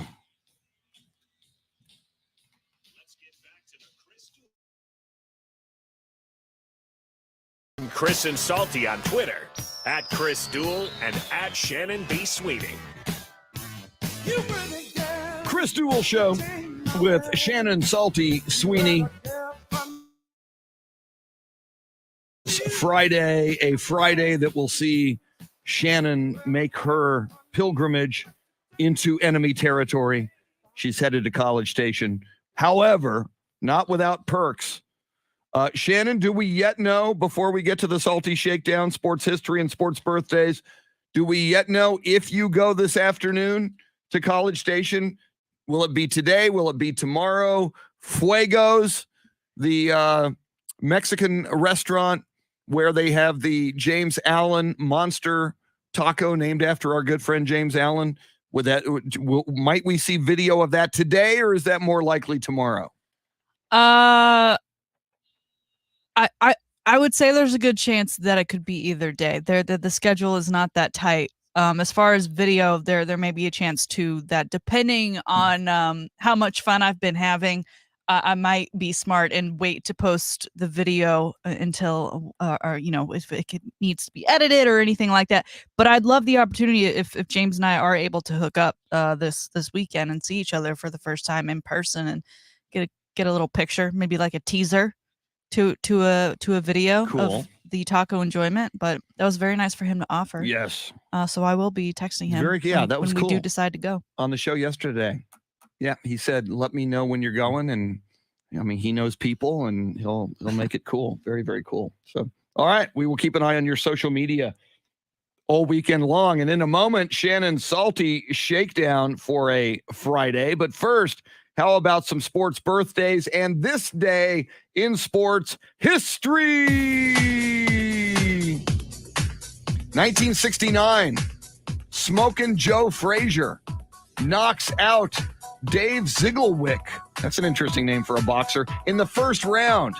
I guess that's what happens if you're a boxer named Dave Zieglewick. In Houston, Texas, at the Astrodome to retain the world heavyweight boxing title. Of course, Joe Frazier had that title because Muhammad Ali was stripped of his boxing title because he refused induction into the military during the Vietnam War. Some of the best years of Ali's prime were lost because he was banned from boxing. Frazier would fight Ali for the first time of 3 in 1971 and defeat Ali, which was a huge, huge fight. This day in 1981, LA Dodgers rookie Fernando Valenzuela tosses his third shutout in 4 starts. Fernando Valenzuela started out at VJ Keefe Field in San Antonio as a member of the San Antonio Dodgers, who were the AA affiliate of the LA Dodgers. So Fernando got his start here, but quickly Tommy Lasorda called him up to the big team, and Fernando was just a phenom, not only throughout his career, but out of the gate, 3 shutouts in his first 4 starts in the bigs. That was crazy. Finally, on this day in 1994, ice skater Tanya Harding sued her ex-husband, Jeff Gillooly, for $42,500. Of course, it was Gillooly who was the mastermind and the hitman to whack her rival, Nancy Kerrigan, before an Olympic skating competition on the knee to try to injure her. Just a crazy, crazy story. I, Tonya, a good movie if you want to learn about all that. That's your sports history. How about some sports birthdays? Born on this day in 1949, basketball sensation. In fact, Naismith Memorial Basketball Hall of Famer Spencer Haywood, who is portrayed in Winning Time, The Rise of the Lakers Dynasty. Spencer Haywood, his birthday today. He won Olympic gold in 1968. Won the NBA championship in 1980. Spoiler alert, with the Lakers. An NBA All-Star. He was an ABA All-Star as well. Spencer Haywood, born in Silver City, Mississippi. Born on this day in 1961, NFL quarterback Jeff Hostetler, who, when Phil Simms went down, quarterbacked the Giants to a Super Bowl championship in 1990. Also played with the Raiders and the Washington football team. Jeff Hostetler, born in 1961. Born in 1968, former Golden State Warrior guard Bimbo Coles. Not a big NBA career. I just like the name Bimbo Coles. He's the only bimbo I'm aware of to have played in the NBA. I'm just saying. And finally, born on this day 41 years ago, regular listener and regular viewer of this program, our good friend Carl Fisher. So a happy birthday to Carl Fisher. Those are your sports birthdays. That's your sports history. And now, ladies and gentlemen, boys and girls, friends, Romans, countrymen, farm animals, pole assassins, and monkeys, here it is, your Friday weekend edition of the Salty Shakedown. All right, well, as we talked about with Coach A, the draft is just around the corner. It takes place next week, and there's kind of a trend in the NFL right now of if it doesn't have anything to do with games or practice, coaches and GMs and the upper brass of organizations are just not showing up. They send others to do their dirty work. And the Rams, once again, they kind of made headlines when they did this last year. And of course, with the pandemic, it wasn't crazy that there were a lot of coaches who were doing the draft from home. We all remember the Cliff Kingsbury picture of him in his very large Arizona living room. But last year, the Rams rented an entire house in Malibu that they dubbed the Draft House. And in true LA fashion, Chris, they are selling out because this year they have a new sponsor sponsoring the Draft House. They've moved to the Hollywood Hills, and the cast of Netflix's Selling Sunset, which follows the Oppenheimer Group, which is known for selling million-dollar homes to folks out there in LA who are not only rich and famous, but very, very important, like the LA Rams in the home. There's a video out there now. You can find it on the Chris Duel page, blog page. We've got that there for you. And not only is it beautiful, but it's decked out in Rams gear from head to toe, including that Lombardi trophy that they won just a few months ago. And it's also scripted in the video, which just makes it that much more of a sellout. But Chris, what are your thoughts on the Rams and them being very LA and this now Draft House whole shebang, sponsors and videos and things of that nature, but also the trend that seems to be going on in the NFL of getting out of the war room and creating kind of more, I guess, comfortable and maybe creative spaces for the draft and things like the combine. I think it's absolutely brilliant. My goodness. I wonder if Jerry Jones is paying attention. I mean, you just think, what a tie-in. Netflix with their show Selling Sunset, as you mentioned. You know, as we talk about all the time, the NFL is huge. We love the NFL. We and everybody who's a sports fan can't get enough of the NFL. So yeah, to do this, to market it, to partner with Netflix and this show, Selling Sunset. It's absolutely brilliant. It's absolutely brilliant. And talk about how the NFL now realizes what a big deal the draft is. They move it around from city to city, including Las Vegas. Now we're realizing, thanks to the Rams, each team has an opportunity to do something big to further not only market itself, but maybe partner with somebody like Netflix and make even more money. I think it's huge. I love the idea. I'm a little jealous. You know, Rams win a Super Bowl.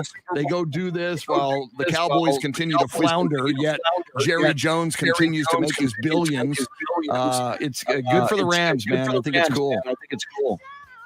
Well, and how convenient that Selling Sunset's newest season dropped today on Netflix. And for those that haven't seen it, I have for you. It is fantastic garbage television. And honestly, I just like looking into the houses of these people that can afford them. I mean, who needs a moat within their home? That just seems ridiculous to me.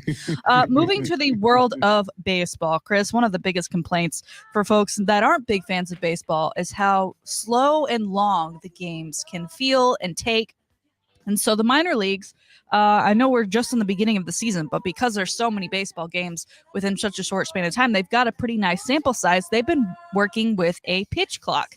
And the pitch clock, if there's no one on base, it's 14 seconds. If there is someone on base, there's 18 seconds. And then there are also penalties involved for batters who mess with the timing, as well as pitchers.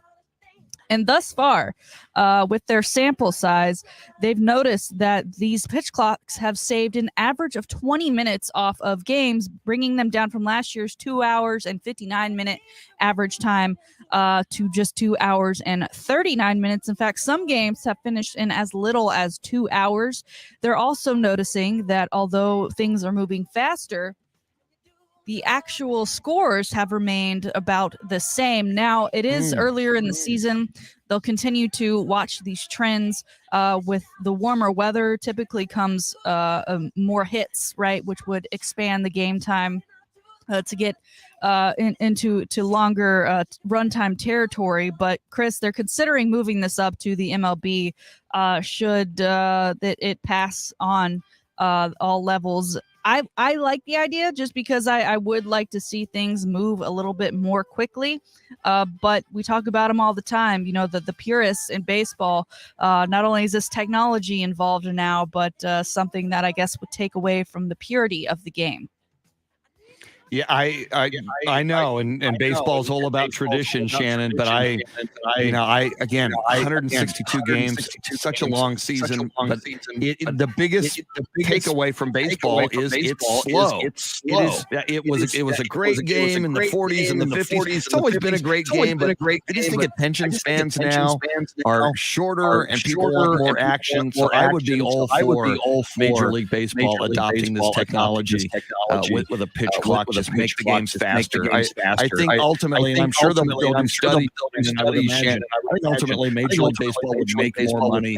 I think it would attract more fans, ratings-wise, revenue-wise, and even at the gate. I think it's a smart thing.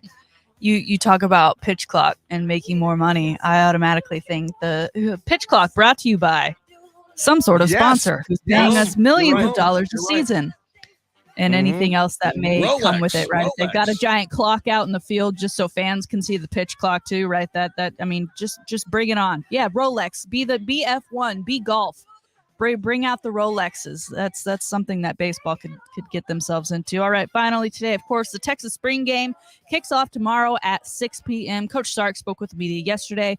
If you didn't see it, if you want to hear from him, you can find that as well on the Chris Duel Show blog page. And one interesting note, a lot of people go to the spring game. It's obviously orange versus white. Usually those games are more of a light scrimmage, right? The coaches may intervene from time to time. but it's kind of run as a scrimmage.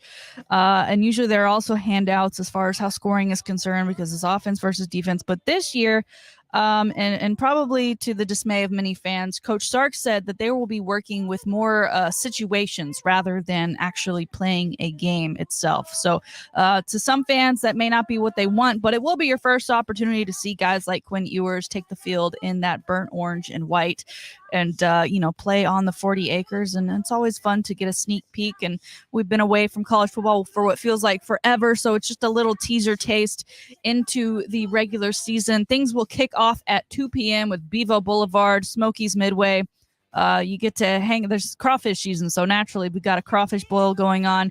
Get your latest Texas gear. The football players will sign autographs from 2 to 3 at 3:15 p.m. at Longhorn City Limits. Yes, we get a Longhorn City Limits concert for the spring game. That will take place at 3:15. Bevo will be marching in his parade at 3:30. The stadium opens at 4. And another Longhorn City Limits concert beginning at 4:45. Parking is free. Entrance to the game is free. So it's a great opportunity for families to come and see the team and see all of the things that encompass Texas football and a little preview of game day come the fall. Chris, I'm not a big fan, I guess, of the situational styling here for the spring game. But to be honest, so many years I have been to this spring game. And so many years I have been confused as to who actually wins, even though there is a scoreboard with a running score because they changed the point systems and they changed the styles. At the end of the day, I just like seeing football on a field. More football is good football, right? Amen. More football is good football. And it would be nice if they simplified the scoring or if they had a better way of communicating to the fans how the scoring is done. But again, Shannon, I got to mention, here will be the big orange versus white Longhorn spring game, and Shannon Salty Sweeney will be in College Station. I mean, that makes it even more, that makes it even weirder. It's same day. How cruel is that? The spring game. And by the way, I know it's crazy. And to underscore, as you pointed out, parking is free. Yes. Entrance into the stadium is free. Unlike in Norman, Oklahoma, where the Oklahoma Sooners charge their fans for the spring game. That's right. I'm just saying. It's a little weird, Norman. I'm just saying. Sooner people. I Thank mean, you, Juice. how good of a person, friend, and girlfriend am I to go to the enemy campus on College Station the same day as the spring game to take in a friend's concert and take in all things that accompany being on campus there? I really just hope that whatever restaurant, if we go to Fuego's, if we go to a bar, that they're willing to put on the Longhorn Network so that I can watch the Texas spring game. There it is, today's Salty Shakedown. Now, wow. First of all, great Salty Shakedown. You had a line that I'm going to come revisit in a second. But imagine that, though. You go into a sports bar in College Station on a Saturday, and here's Shannon Salty Sweeney. Could you put on the Longhorn spring game, the orange versus white? I want, that's a big ask for a for a sports bar in College Station. If you do that, I want to know how that goes over. Secondly, and you just kind of threw it out there as a line, but it was tremendous. You mentioned the Rams, draft house being in the Hollywood Hills and the partnership with Netflix and their show Selling Sunset. You said it is fantastic garbage television. That should be a blurb when they do ads for Selling Sunset. Shannon Salty Sweeney says it is fantastic garbage television. Yeah, that was a great line. By garbage television, I just mean you're not gaining anything from this. That is time you will never get back. But you may find some enjoyment out of it. Working, or I like to do puzzles. It's great to do a puzzle. That's what the last season I think came out around Christmas time, which is when I really go heavy into the jigsaw puzzles. And so I just sit at a table and I have that on in the background, and I just check in on the houses that we're buying today. There was one house they were trying to sell, I think, for $70 million, and I think that house is still on the market because who just has $70 million laying around? Unreal. I have not seen the show Selling Sunset yet, but based on your recommendation, fantastic garbage television. I'm gonna give it a look, man. Finish Ted Lasso first. You'll enjoy that more. God, I will definitely have to finish Ted Lasso. Season 2 of Russian Doll has dropped, and The Flight Attendant season 2. I think that's on HBO. I and did HBO like Max. that first season. Yeah, that was a good show. Me too. Yeah. So that's maybe some weekend viewing in addition to the orange versus white game. Oh, and as we heard OJ Simpson, I'm just saying the USC Trojan spring game, I think 2:00 Central Time. I'm going to probably look at that online as well. And that game is free at the LA Coliseum. Oklahoma Sooners charging your fans and students for your spring game. Jeremy KOLOK is right. He didn't say hellhole, but I will. Norman, Oklahoma is a hellhole. Sooner people. Exactly. Thank you, Coach Gundy. Quick break. We are going to dive all into the world of sports. NBA playoffs, NFL draft, you name it, we're all over it in the 8 o'clock hour. Sports update at the top of the hour. You're listening to the Chris Duel Show.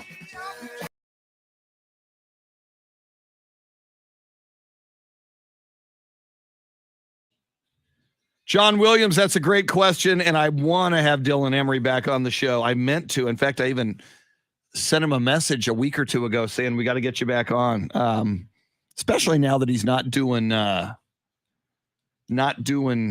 the Blue Collar Sports Dad show currently. He's alluded to the fact that he'll do something like that again, and he should. He's so good. But yeah, I want Dylan Emery back on the show. Hopefully next week. We got Don Harris coming on board next Thursday. But so hopefully. Carl Fisher, it's his birthday, says thanks for the well wishes. And we do wish you a happy 41st birthday as part of our sports birthdays. Carl Fisher, Bimbo Coles, Jeff Hostetler, Spencer Haywood. Happy birthday. All right. I am going to grab some coffee for the next segment. Just copy this real quick. Whoops.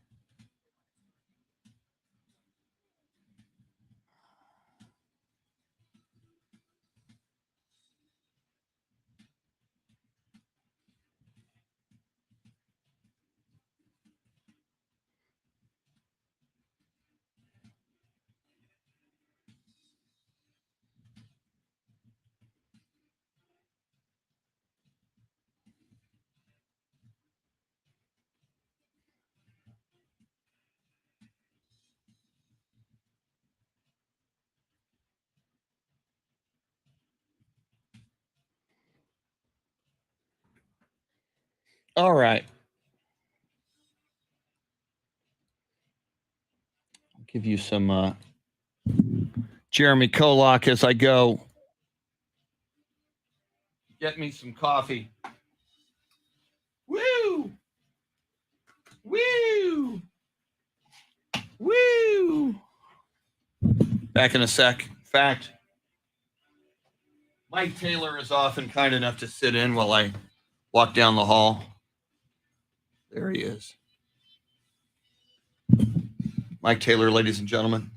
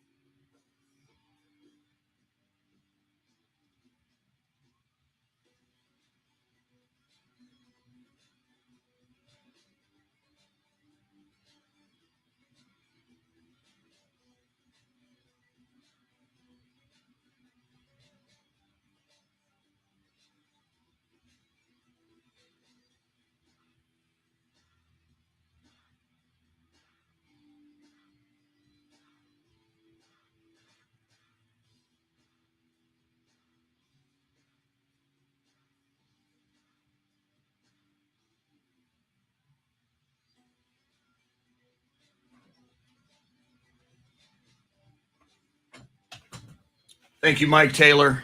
Axel J. Miller.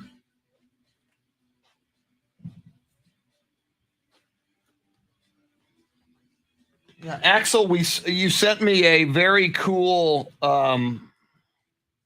screenshots of your being at the Nuggets game with a Spurs hat on, which was way cool.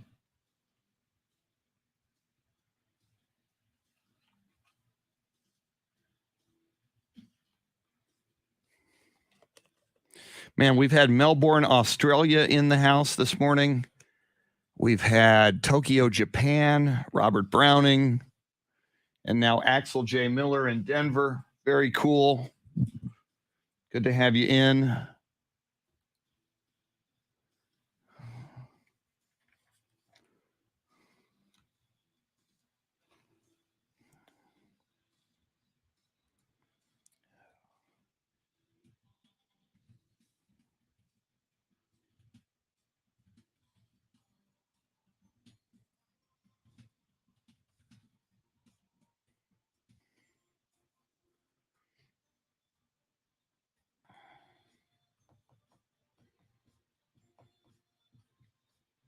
Thank you, Dean Stone. It is, again, I always tell this story. When I first got into radio at WOAI years and years ago, almost pre-internet, certainly pre-streaming, you know, when we would get a call from outside of San Antonio, it's like, oh my God, somebody's listening in New Braunfels or in Beeville. And then I was doing overnight hurricane coverage one night 25 years ago on WOAI, and it's the 50,000 watt blowtorch. And my friend Steve Duraco said his sister Andrea heard me in the middle of the night. They were surfing the radio dial in Iowa, and again, that was just over the 50,000 watt airwaves at night. And I just thought, oh my God, somebody in Iowa can hear this broadcast. And you know, now with streaming global, it's mind-boggling, the technology, and that, you know, to have not long ago lived in a world where this technology did not exist.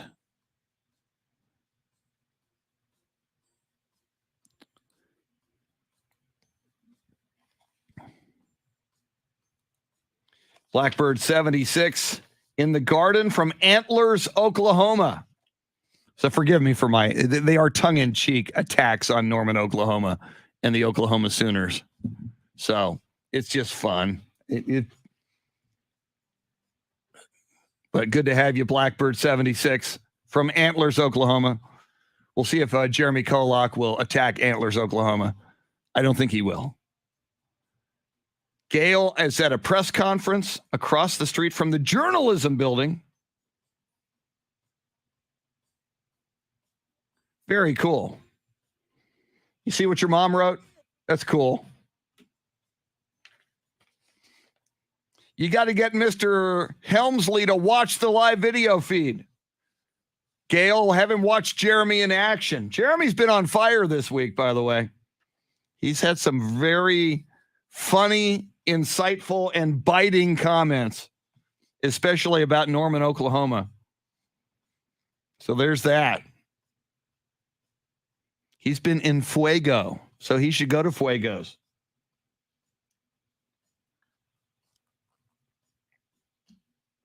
All right, here we come. Woo! Woo! See if I can not screw up the online microphones this time. I completely had this. My feed fell off for a while, and I had to log back on, and that's how I screwed up. I screwed up that microphone, and you got all that echo, which I'll try to get rid of now.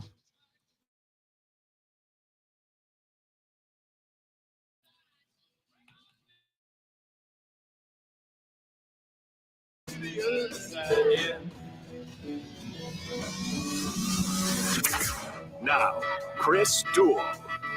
You made it to the weekend A great weekend of sports, lots of NBA playoff action, some remarkable games last night. We talked a lot about Memphis coming from 26 down, the third largest playoff comeback ever by the Grizzlies last night in Minneapolis. We will talk about the Dallas Mavericks, again without Luka. They beat Utah. They beat Utah in Utah.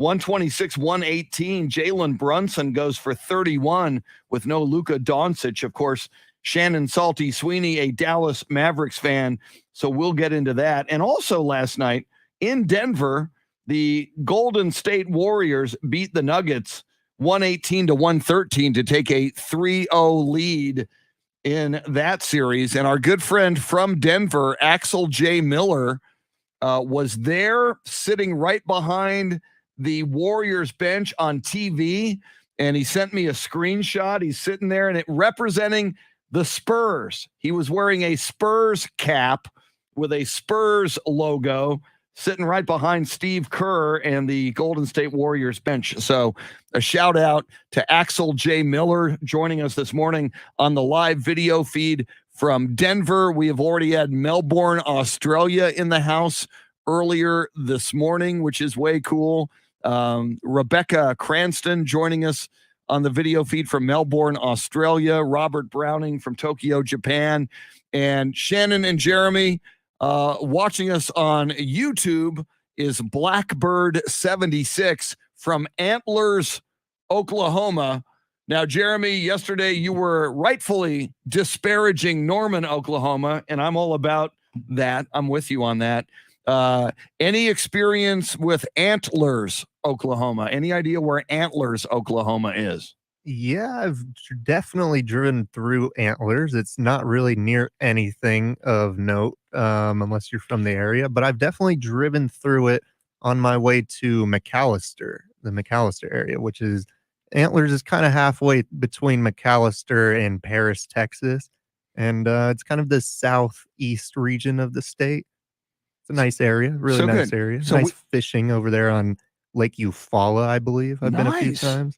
So we have no ill will toward Antlers like we do Norman, Oklahoma. No, of course not. Okay, good. No. So Nothing against them. one more thing, and Axel J. Miller, Shannon, not only was wearing a Spurs cap seen on TV behind the Golden State Warriors bench last night in Denver, but he also wore a Prince T-shirt on what was the anniversary of the death of Prince Rogers Nelson, 2016, that date yesterday, and we talked about it on the show. So that's pretty cool. If you live in Denver and you're a Spurs fan, you go to the game, you wear your Spurs gear. I think that's way cool. Is it though? When they're not playing at all? Yes. I get you're a Spurs fan, but like, I've been to like Texas games, and then there's people that are wearing jerseys for teams that are not playing on the field. Like what? You're representing. Like go to a game, sure, enjoy the game for a game, but like wear something neutral. Don't. You're trying to start something. You're asking for attention that you may or may not want when you do that. See, and speaking of which, going neutral, Shannon, as you mentioned earlier, you replied to somebody on the live video chat. You're going to College Station later today, enemy territory for the weekend, and while you will wear your Texas ring, you are now saying you're going to wear something neutral. You're not wearing the big burnt orange. You're not wearing a big old Longhorn logo. It's like, yeah, Aggies. Yeah, no, I'm a Longhorn. What's your problem? I mean, I'm wearing a shirt right now, but I'll change before we go. Yeah, I mean, we all know Aggies are like really big into the Aggie ring, right? And I didn't get like an official school ring. I got one from my grandmother that unless you're like really looking at my hand up close, you're not going to be like, oh, she's wearing a Texas ring or whatever. So I'll wear that to help keep some of my sanity as I'm drowning in maroon. But yeah, no, I'm not going to. It's going to be hard to pick out a wardrobe because half my wardrobe is burnt orange, but I think I'll make it for the couple days we're there. Yeah, the class ring. Yeah, Aggies love their Aggie ring. I've got a USC ring. I don't think I've worn it in like 3, 4, 5 years. I mean, I occasionally bust it out, but it's like, yeah, I got a wedding ring on one hand. It's like you put the other ring on the, it's like it's too many rings. It's like so there's just something to be said yeah. about like Aggies and their traditions, and I mean like all of their traditions, and that's just one of them. Do they still stand up for the entire football game? Didn't they used to do that in Aggie games? Stand it. I think so. I mean, come on, that's the deal breaker for me. If I was trying to choose a college and I thought that through, it's like, you know what, I like sitting during games for a while. You stand when there's something exciting, but standing the whole game, it's a little crazy, Aggies. It's a lot. It's a lot. And you're and Paul Alexander used to call them the milkmen, those male Aggie cheerleaders in their milkmen all white uniforms. Oh, I'm sorry, I will take the USC song girls over the Aggie milkmen male cheerleaders. I'm just saying. The yell leaders.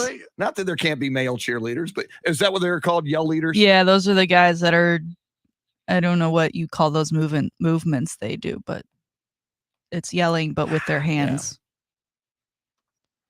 Yeah. Aggies. And you're going to immerse yourself into Aggie culture. Willingly. In just a few minutes. Willingly. Gosh.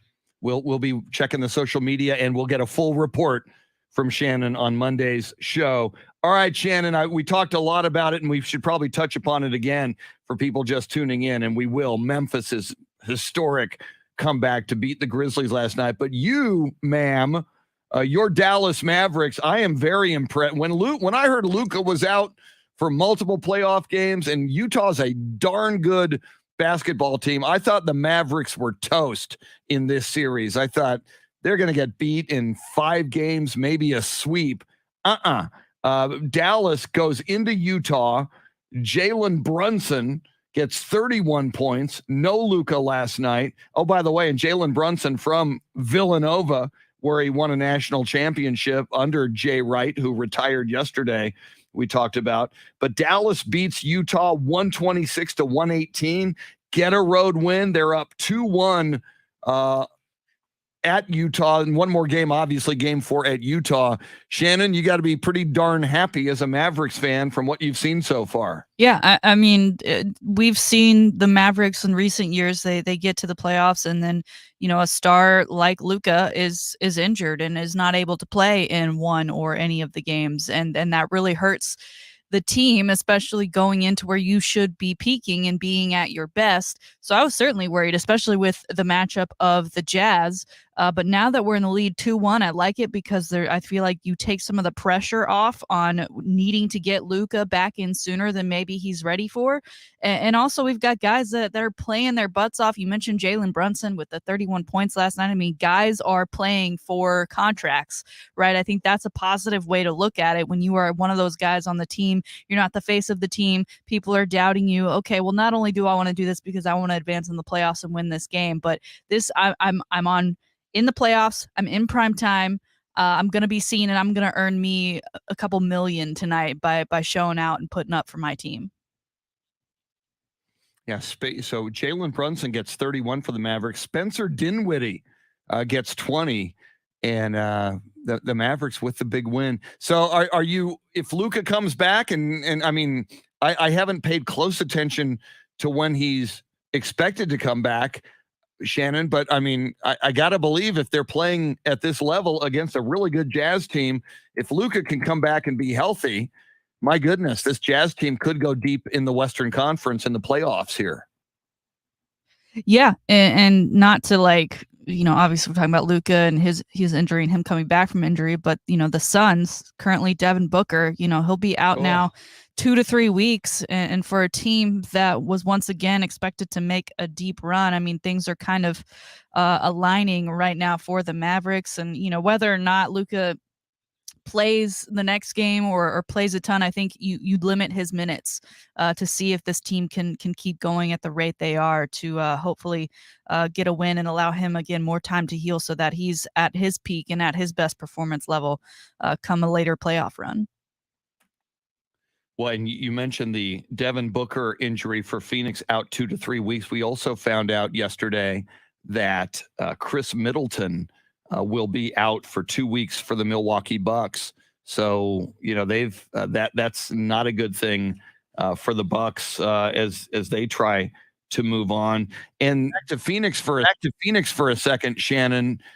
If they're going to struggle now without Devin Booker, and they were the winningest team in the NBA, best record in the NBA, like 64 regular season wins. We have just assumed for the last few years that the Golden State Warriors dynasty was over. When Klay Thompson was out with injury and they were kind of floundering and missed the playoffs last year. Now the Warriors, as our friend Axel J. Miller with his Spurs hat and Prince t-shirt in the building last night in Denver, Warriors now 3-0 over the Denver Nuggets. Getting everybody back, having James Wiseman on that team now. If Klay Thompson and Steph Curry and Draymond Green can do their thing with Phoenix reeling with the Devin Booker injury, now we got to watch out for the Golden State Warriors again. Yeah, and once again, they're again peaking at the right moment, and certainly having Klay back in the lineup this time around is wonderful for them. And Steph Curry still doing Steph Curry things. I watched him take a couple shots last night. They look like afterthoughts. They look like guys who are trying to do the Kobe thing in their middle school gym, where they're just not. They're shots that your coach would say, "Hey, that's not a great shot selection." If you were playing NBA 2K, you would be deducted points from your XP total for taking something like that. Yet if you're Steph Curry, they're just normal shots, and if they can keep that up, I wouldn't be surprised if they find themselves in a final, but also if we start hearing they're back. Right, because there's no telling with Klay Thompson playing a full season what they might look like next year as well. So, Jeremy, I got to ask you, here, Shannon and I saying, watch out for the Golden State Warriors. Here, the Dallas Mavericks all of a sudden look like they could go deep in these playoffs if Luka comes back, because they're playing great without him. Your Memphis Grizzlies, who last night came from 26 down against Minnesota at Minnesota, the third largest playoff comeback ever. A lot of people forget, I'm sure you didn't forget, Jeremy, the Grizzlies had the second best record in the NBA. Phoenix won 64 games. Memphis, second in the West, second in the league at 56 games. The most games anybody won in the Eastern Conference, the one seed Miami Heat, they won 53 games in the regular season. Do you think Memphis gets the respect they deserve, Jeremy? Do you think enough people have Memphis on their radar as a team to watch out for in these playoffs? Probably not, but it doesn't. I mean, they don't need the respect right now. It's playoff time. It's just time to win games. I mean, if they make it to the finals, they will certainly get that respect. If they win their first championship in franchise history, they will certainly get that respect. And I would even say if they were to beat or even just compete in a hard-fought series with a team like the Warriors or the Suns that have kind of had recent success in the playoffs and seem to be more battle-tested, and teams that most NBA fans are taking more seriously, I think that would get them some respect. But Chris, Shannon, I'm a little bit worried about the Golden State Warriors. I mean, they looked really, really good last night. I don't know if y'all watched that game. It was pretty late. I watched it. I probably shouldn't have, but it was a pool party. I mean, they have a third Splash brother, just what they needed, That's right? right. Just what they were missing. Jordan Poole has only played 3 playoff games in his career, and he scored 25 points or more in all 3, 27 last night. And in the post game, he's getting interviewed in the post game, and Klay Thompson comes behind the camera and yells, "It's a pool party! It's a pool party!" Wow. That's just what they needed, right? They needed a third Splash brother. That's crazy. Yeah. Steph actually came off the bench last night to score his 27. As you mentioned, Jordan Poole, 27 points, Klay Thompson, 26. Shannon, my goodness. I mean, already this team, and you think about all their playoff experience, like a team, the Memphis Grizzlies, not a lot of playoff experience overall on that team, certainly not championship experience. This Warriors team, coached by Steve Kerr, Draymond Green, Klay Thompson, Steph Curry, and now, as Jeremy describes, Jordan Poole can light it up. They are a team. When they were had their little dynasty going, and it may not be over yet. That was a team I was kind of getting tired of. Steph Curry chewing on the mouthpiece. The obligatory Steph Curry shot in pregame warmups when he's dribbling 2 basketballs. It's like you can't televise a Warriors game without showing that in pregame. I'm kind of and I got this friend, the same guy who's a 49ers fan, Shannon, who just every time the Niners do something, he texts me, does the same thing about the Warriors. He won't shut up about the Golden State Warriors. I am praying, Shannon, that the Warriors do not go back to the NBA Finals. Chris, don't go outside today because you might see the bandwagon going around. That drives me crazy too. But all the Warriors fans in San Antonio, all the Steph Curry jerseys I see kids wearing across Texas. I can't live with that. I'm just... Man connects with the younger generations, Chris. He does. I know. Maybe I should. Just like Tom Brady. Maybe I should get on the Steph Curry love wagon. I don't know, man. So I'm gonna pull up. I want to see what tonight's. It's going to be a great weekend, as you mentioned, Shannon. The orange and white Longhorn spring game going to be tomorrow. Some USFL football. So we kind of get college and pro football this weekend with the USFL. Tonight's NBA action, 3 games. Hawks versus Heat at Atlanta. That's your early game at 6 on the 4-letter network. I don't think a whole lot of us believe the Hawks are going to get back into this series. They got Trae Young. Maybe they will. It's 2-0 Heat as that series moves to Atlanta. Your primetime game on ABC tonight, 7:30 at Chicago at the United Center, Bulls versus Bucks. And as we mentioned, Chris Middleton now out 2 weeks for the Bucks. DeMar DeRozan woke up in game 2 of that series and went for about 41 points. So that'll be a big one tonight. That series at 1-1 between the Bulls and the Bucks. And as we mentioned, the Phoenix Suns, it was the Pelicans getting that shocking win in game number 2. That series moves to New Orleans to the Smoothie King Center. That's 8:30 tonight on the 4-letter network. Suns and Pelicans at 1-1. And Shannon, the Pelicans were playing the Spurs in the play-in game just 9 nights ago, and here they are with Devin Booker out of the lineup. You would think a golden opportunity. They're not the same Pelicans that started the year now that they've got CJ McCollum. It's pretty amazing without Zion Williamson how successful they can be. And I think they would shock the world tonight if they could take a 2-1 lead over the Phoenix Suns. Should they throw in Zion? They've got the series even. Should they do everything they can to win? And I feel like everything you can would be to put your best player on the floor. When the Spurs played them 9 nights ago in opening pregame warmups, Zion was out there doing some 360 dunks and some craziness. Jeremy, what do you know about Zion? Is he physically capable? And if he can go, should he go? Yeah, the weird thing about this is the rumors are that Zion wants to play, and it's the franchise, it's the Pelicans front office that's holding him out just to kind of regroup next year. It's even deeper into the rumors is that they want to trade him, and so they don't want him to get re-injured, right, which would kill his value. Just a rumor, but throwing it out there. Well, and of course, and with these trade rumors, we go back to, Zion not long ago saying he really likes Madison Square Garden, and the belief that he would, just like Anthony Davis, want out of New Orleans.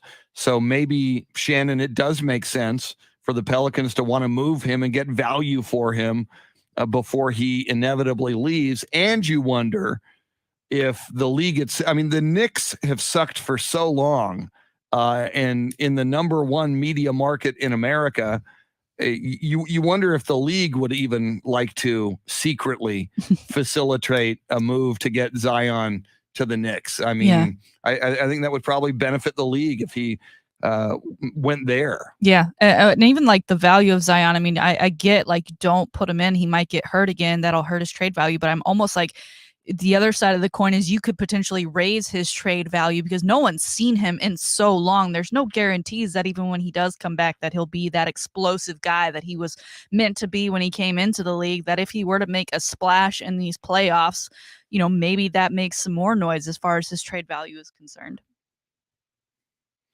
We will talk a lot more sports coming up. Let's dive into football as we move forward. We've got some NFL news we haven't touched upon yet, and other stories we got to get into. Mike Tyson gets into a fight. There is video on an airplane. Serena Williams, she is in some very, very interesting news that can cross into another sport. We will talk about that. Jerry Jones, the Jerry Jones lawsuit. There's a big development in that as well. Lots of topics we're going to get to here in the final half hour. Don't go anywhere. She is Shannon Salty Sweeney, hours away from traveling into enemy territory in College Station. Jeremy KOLOK attacking Norman, Oklahoma all week long. It's one of his life missions. I'm Chris. Thanks for hanging out with us. Lots coming at you in just a moment on the Chris Duel Show.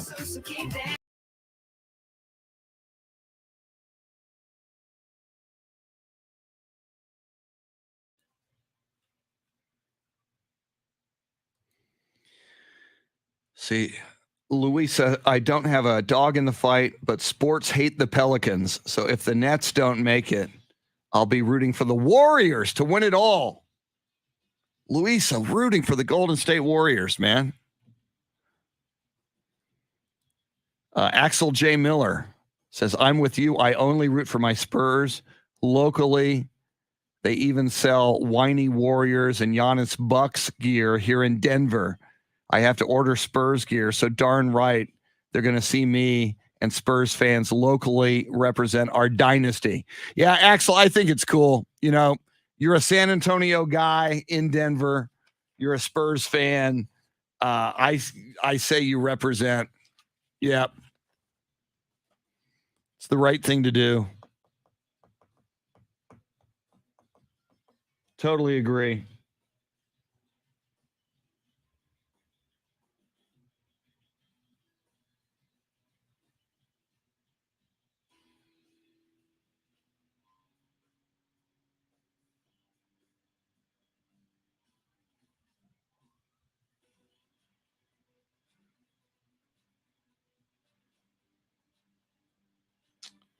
Check something here. James Allen in the house. Good morning, James Allen. The great James Allen, who joined us yesterday on the show.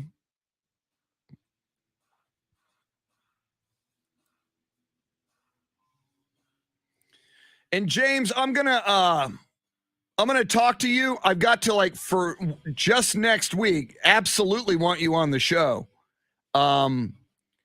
But I'm trying to get Don Harris on the show, and at the moment, the only time he can come on is 8:05 on Thursday, and I know that's your segment, so I may move you next week if it's okay to either another day or 8:35 on Thursday or another day if it's convenient for you, or even Friday next week at 8:05. See, I like the 8:05 segment better because there's not a hard out at the bottom of the hour, and it's a little longer than the 8:35 segment.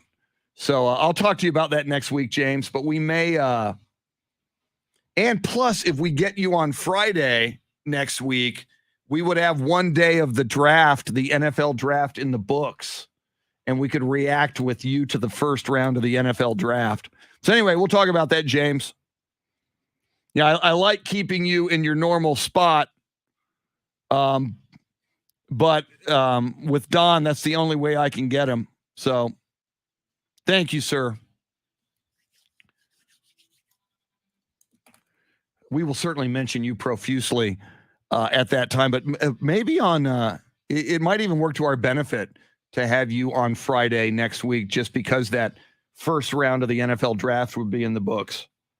So I got to look something up real quick.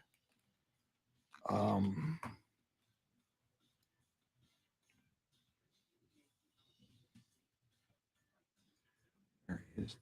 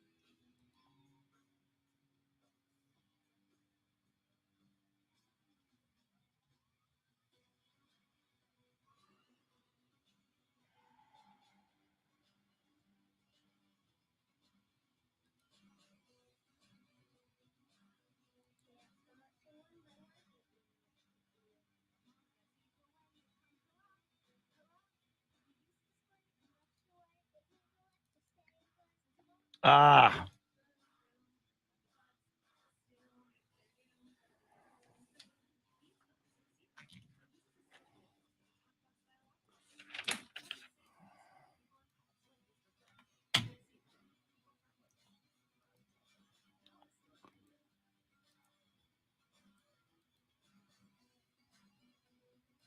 James Allen, we fully expect to see Shannon's Fuego's video this week. And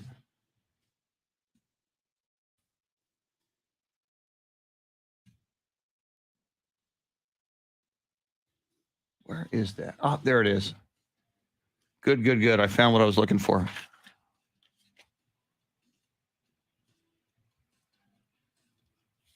Okay.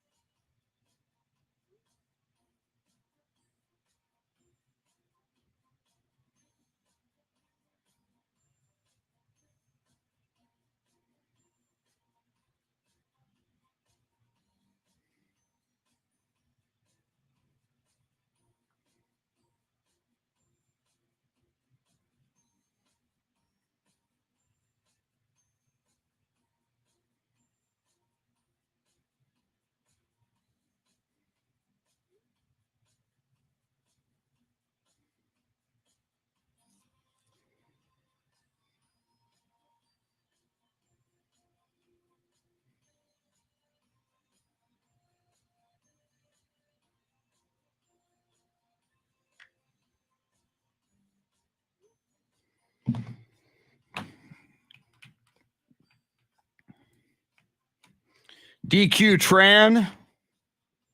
Draymond Green sealed the win last night with a steal from the Joker, Nikola Jokovic. Yeah, man, Denver. That's got to be tough. You know, they're a good team, but and they won a lot of games, but to go out like they're going out, maybe get swept. See how many games Denver won this year. Denver, they were the 6th seed. They were 48-34. 14 games above 500. You know, there's something to be said. I know Spurs fans were disappointed with the season, you know, at 34-48. But, you know, the Spurs now have 3 first-round draft picks. So they've really got a good chance to reload Michelle Johnson with us from Marysville, Kansas. Good morning. Melbourne, Australia. Denver, Colorado. Antlers, Oklahoma. Tokyo, Japan. We have been just crazy. A crazy diverse group of listeners from all over the country and the globe this morning, which is way cool. Thanks to everybody for being in here. And James Allen. Here we come.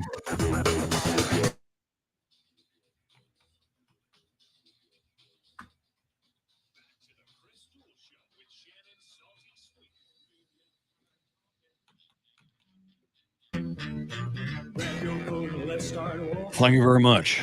Thank you very much. Chris Duel Show with Shannon Salty Sweeney, Jeremy KOLOK. That is your Soundscape stylist, making the entire show go. We got a lot of big time sports topics we haven't even gotten to yet. In this half hour, the final half hour of the show, final half hour of the week. And Shannon, we should probably get to the Jerry Jones story, which is pretty big. It's interesting. I think it is pretty big, but I am amazed that it didn't get more publicity. Probably the power of Jerry Jones. I mean, it's being covered, but I thought it would get more run ever since we heard about the 25-year-old woman. She works for a congressman. She works in D.C. Congressional aide to a congressman from the Dallas area. Says she is the daughter of Jerry Jones. He had a thing with her mom back when her mom was in Arkansas. American Airlines reservation front desk agent, and Jerry Jones over the years gave money to her mom and her mom. What's the latest on this Jerry Jones story, Shannon? I feel like maybe the reason it didn't get a ton of pub is for anyone, and there are a lot of them out there, but rumors of Jerry Jones and some of his extracurriculars throughout his time that maybe they felt like, well, it was bound to happen eventually. So the woman comes and sues, and she wants, retribution. She wants to be paid more. She wants to whatever. She's pulled her suit and is now seeking a DNA test, which would ultimately be the definitive yes or no that he is in fact or not in fact the father of her. I don't know why that wasn't part of it to begin with. It's kind of like, why didn't we start with this? Clearly, I think a lawsuit would have a little bit more backing to be able to say, yes, he is in fact my father. Here's the DNA test. So I wouldn't be surprised if the suit does come back following a possible DNA test that would reveal the answer. Yeah, and it's hard to make sense of this, that, okay, you had the lawsuit first, and now you're pulling the lawsuit, and her attorney's saying she just wants a DNA test so she can definitively know for sure if she's the daughter of Jerry Jones. But I agree with you, Shannon, once she had those results, if indeed she gets them, I mean, because Jerry Jones has to agree to this, and he's Jerry Jones, one of the richest, most powerful guys in the world. Then if she had that evidence, does she then bring back a lawsuit? Or I wonder, Shannon, is, Jerry's got a lot of money. Jerry can make this go away if he would just give her enough money. And you wonder, is the 25-year-old woman principled enough to stand on her principle and say, even if Jerry offers her, like, hey, here's $5 million. I'm not taking a DNA test. Here's $5 million, quietly under the table. Have yourself a great life. You'll never have to work again, or maybe 10, whatever. I wonder if she would say, nope, that's not why I'm here. I'm here to make you accountable, and I want the world to know I'm your daughter. It's going to be interesting to see what happens next. I mean, what would you say if Jerry came up to you, if you were in the situation, you're like, what's it going to take to make this go away? Because obviously he's worth a lot more than $5 million. And I don't know, she's 25. Yeah. I can't imagine she's like now wanting to be like, I want to have Jerry Jones as my father. I want that relationship. So you have to figure she wants something tangible out of this. And, I don't know if you make that deal or if you say, no, I want more. How about $5 million a year plus that yacht of yours? Oh my God. No. Wow. Yeah. It's not a pretty situation no matter what. Jeremy, you're a huge Cowboys fan. Where do you think this is headed? And does this at all? I mean, Jerry's kind of a cartoon character anyway. Does this, it's like Robert Kraft with the masseuse story. Yeah, Robert Kraft is still Robert Kraft. That went away, and Robert Kraft will still be the rich owner of the New England Patriots. Does this affect Jerry Jones in any way in the long run? No. I don't think so. I mean, we know Jerry Jones. We know him a little bit at least, or at least we did know him a little bit before this came down. It's not like this was a bombshell surprise. Like this was, Jerry? What you're talking about the right Jerry, right? No, I mean we've seen photos over the years. We've seen little hints at what Jerry does during his free time sometimes. Yeah, it's not. I don't think it's going away immediately, but I don't think it damages his reputation because his reputation wasn't golden to begin with. I mean, he's a football guy who knows how to make money, and he has the most valuable franchise in sports history. I feel like he's never really. I feel like he doesn't take a hit from this because we kind of know who Jerry Jones is, at least at least on this front. This wasn't a big surprise to me. Very, very interesting. And Shannon, speaking of the NFL, and we can't get enough NFL, there's the Jerry Jones story. We've got the NFL draft in 6 days on April 28th. We'll be all over that next week leading up to it. We talked a little NFL draft earlier today with Paul Alexander, but we have another date after April 28th to circle the calendar in May. The NFL is going to make some more news. What do you know about that? Yes. So actually leading up to this May 12th date when we will get the complete NFL schedule for the 2022 season, games will slowly start to be announced with the first one. I believe they'll announce the first Thursday night game, right? The opener to the season, which last year, of course, was the Tampa Bay Buccaneers versus the Dallas Cowboys. They will announce that on draft night 1. So we're less than a week out from that. And then leading up to May 12th, they'll also announce some of the international games as well. But May 12th, definitely a huge day for all NFL fans. I think that's, people start making their plans for the games they'd like to go to, games they wish they could go to. And obviously for anyone who has a team that goes overseas, I think that would be such a fun experience to take that on. I'm surprised the Cowboys haven't been there in a while. I wouldn't be surprised if they get nominated this year to go overseas and play because they are such a huge draw. That's one of the things whenever I've gone overseas, it's everyone knows the Longhorns and everyone knows the Cowboys, and that's an easy thing for them to ask Americans about. So I'd love to see the Cowboys take that trip. The NFL is just so brilliant to trickle out this information. Yeah. I mean, I remember when, I remember like the 70s, 80s, the NFL would just release the schedule. It's like, May 12th. All right, here's the schedule. And now they control the news cycle. They know they're the biggest dog on the block. And they get more brilliant all the time. You talked earlier during the Salty Shakedown, Shannon, about the LA Rams and now their draft house and their collaboration with Netflix and the show Selling Sunset to do their draft house in a big house in the Hollywood Hills. It's like the NFL just continues to discover ways to stay first and foremost in the mind of sports fans. And it's brilliant. On draft night, we're going to announce opening night's game and people will go crazy about it. I don't know how they're going to beat, opening night last year, which was Cowboys at Tom Brady and the defending NFL Super Bowl champion Tampa Bay Buccaneers. I'll ask each of you if the NFL, Roger Goodell came to you and said, all right, opening night, what is the most sizzling game we can have? What'll it be? So Shannon, what would you, if you could pick any game that you think would have maximum sizzle for opening Thursday night for the National Football League, what would it be?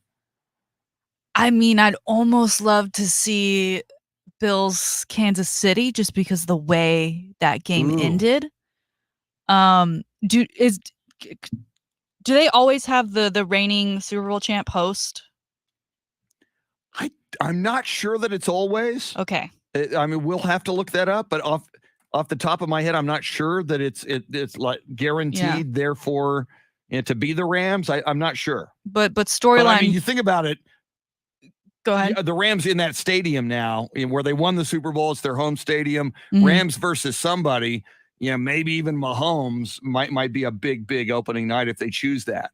Yeah. I think anybody from that Mahomes division with all the quarterbacks there now versus a Tom Brady who will naturally bring conversation with him being back and Bruce Arians no longer being there. I think that would be a good matchup too. But I'll say Bills Chiefs for this particular question. Okay. Shannon, if the league allowed her to pick opening night, it would be Bills Chiefs. Jeremy KOLOK, Commissioner Roger Goodell wants you to pick the best, most sizzling opening Thursday night game to kick off the NFL season. What is it?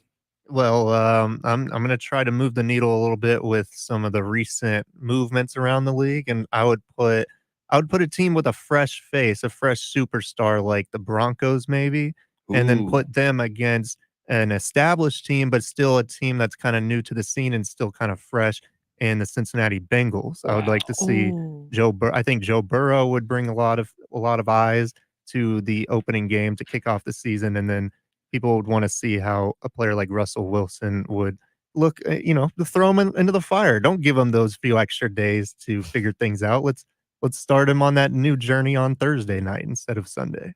I do like the idea of Russell Wilson and the Denver Broncos in an opening night game, in that case against Joe Burrow and Cincinnati.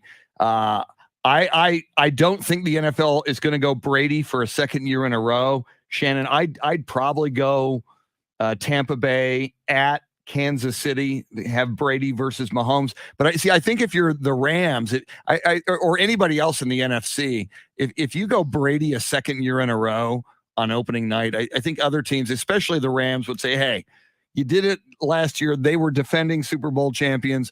Why not us in our home stadium? So it's going to be fascinating to see how they go. And if they do go Rams, who do you put against them? Hopefully then maybe you do go either Buffalo. If you're going to go Rams in SoFi Stadium, maybe you do go Buffalo and Josh Allen. Maybe you do go Mahomes in Kansas City, or either one of Jeremy's, Denver and Russell Wilson. Cincinnati Joe Burrow would be a rematch of the Super Bowl, but it's going to be, we'll find out in 6 days. That's going to be fun. I'd almost, the draft is in Vegas. So it almost also, with the contracts and the acquirement of Devontae Adams, say we'll be back here to open the NFL season on Thursday. And we're bringing the Packers to town with Aaron Rodgers to take on his former teammate. Aaron Rodgers, obviously, with that giant new contract against Derek Carr, who Aaron Rodgers probably looks at like he had to do next to nothing to earn that contract extension. I had to threaten. I had to get engaged. I had to do all of these things just to get what I wanted out of this, and they're just handing it to him there.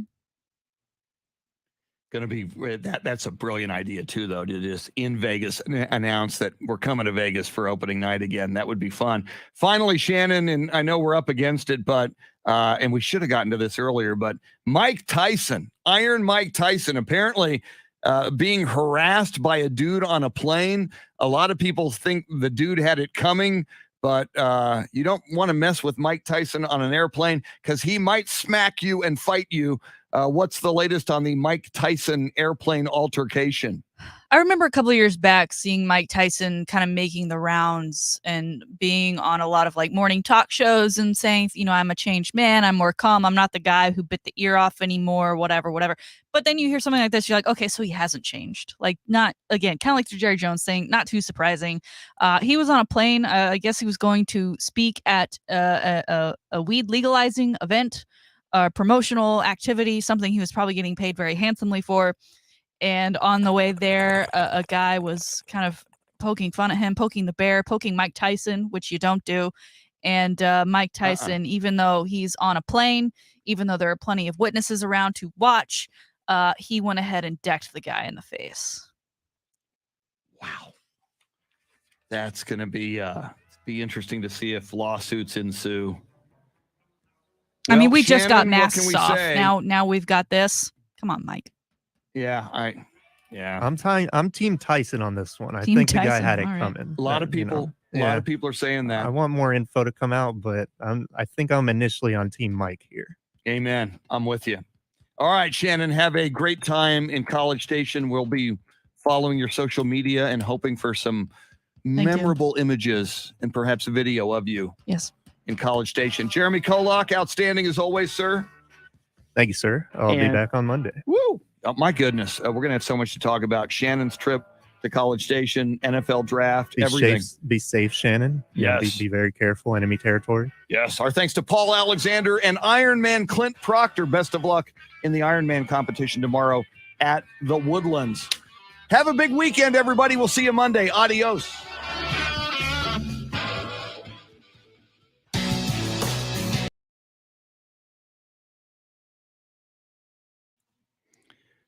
Thank you, Louisa. DQ Tran wants Miami versus the Broncos. That would be good. Jason wants Bills Rams. That would be good.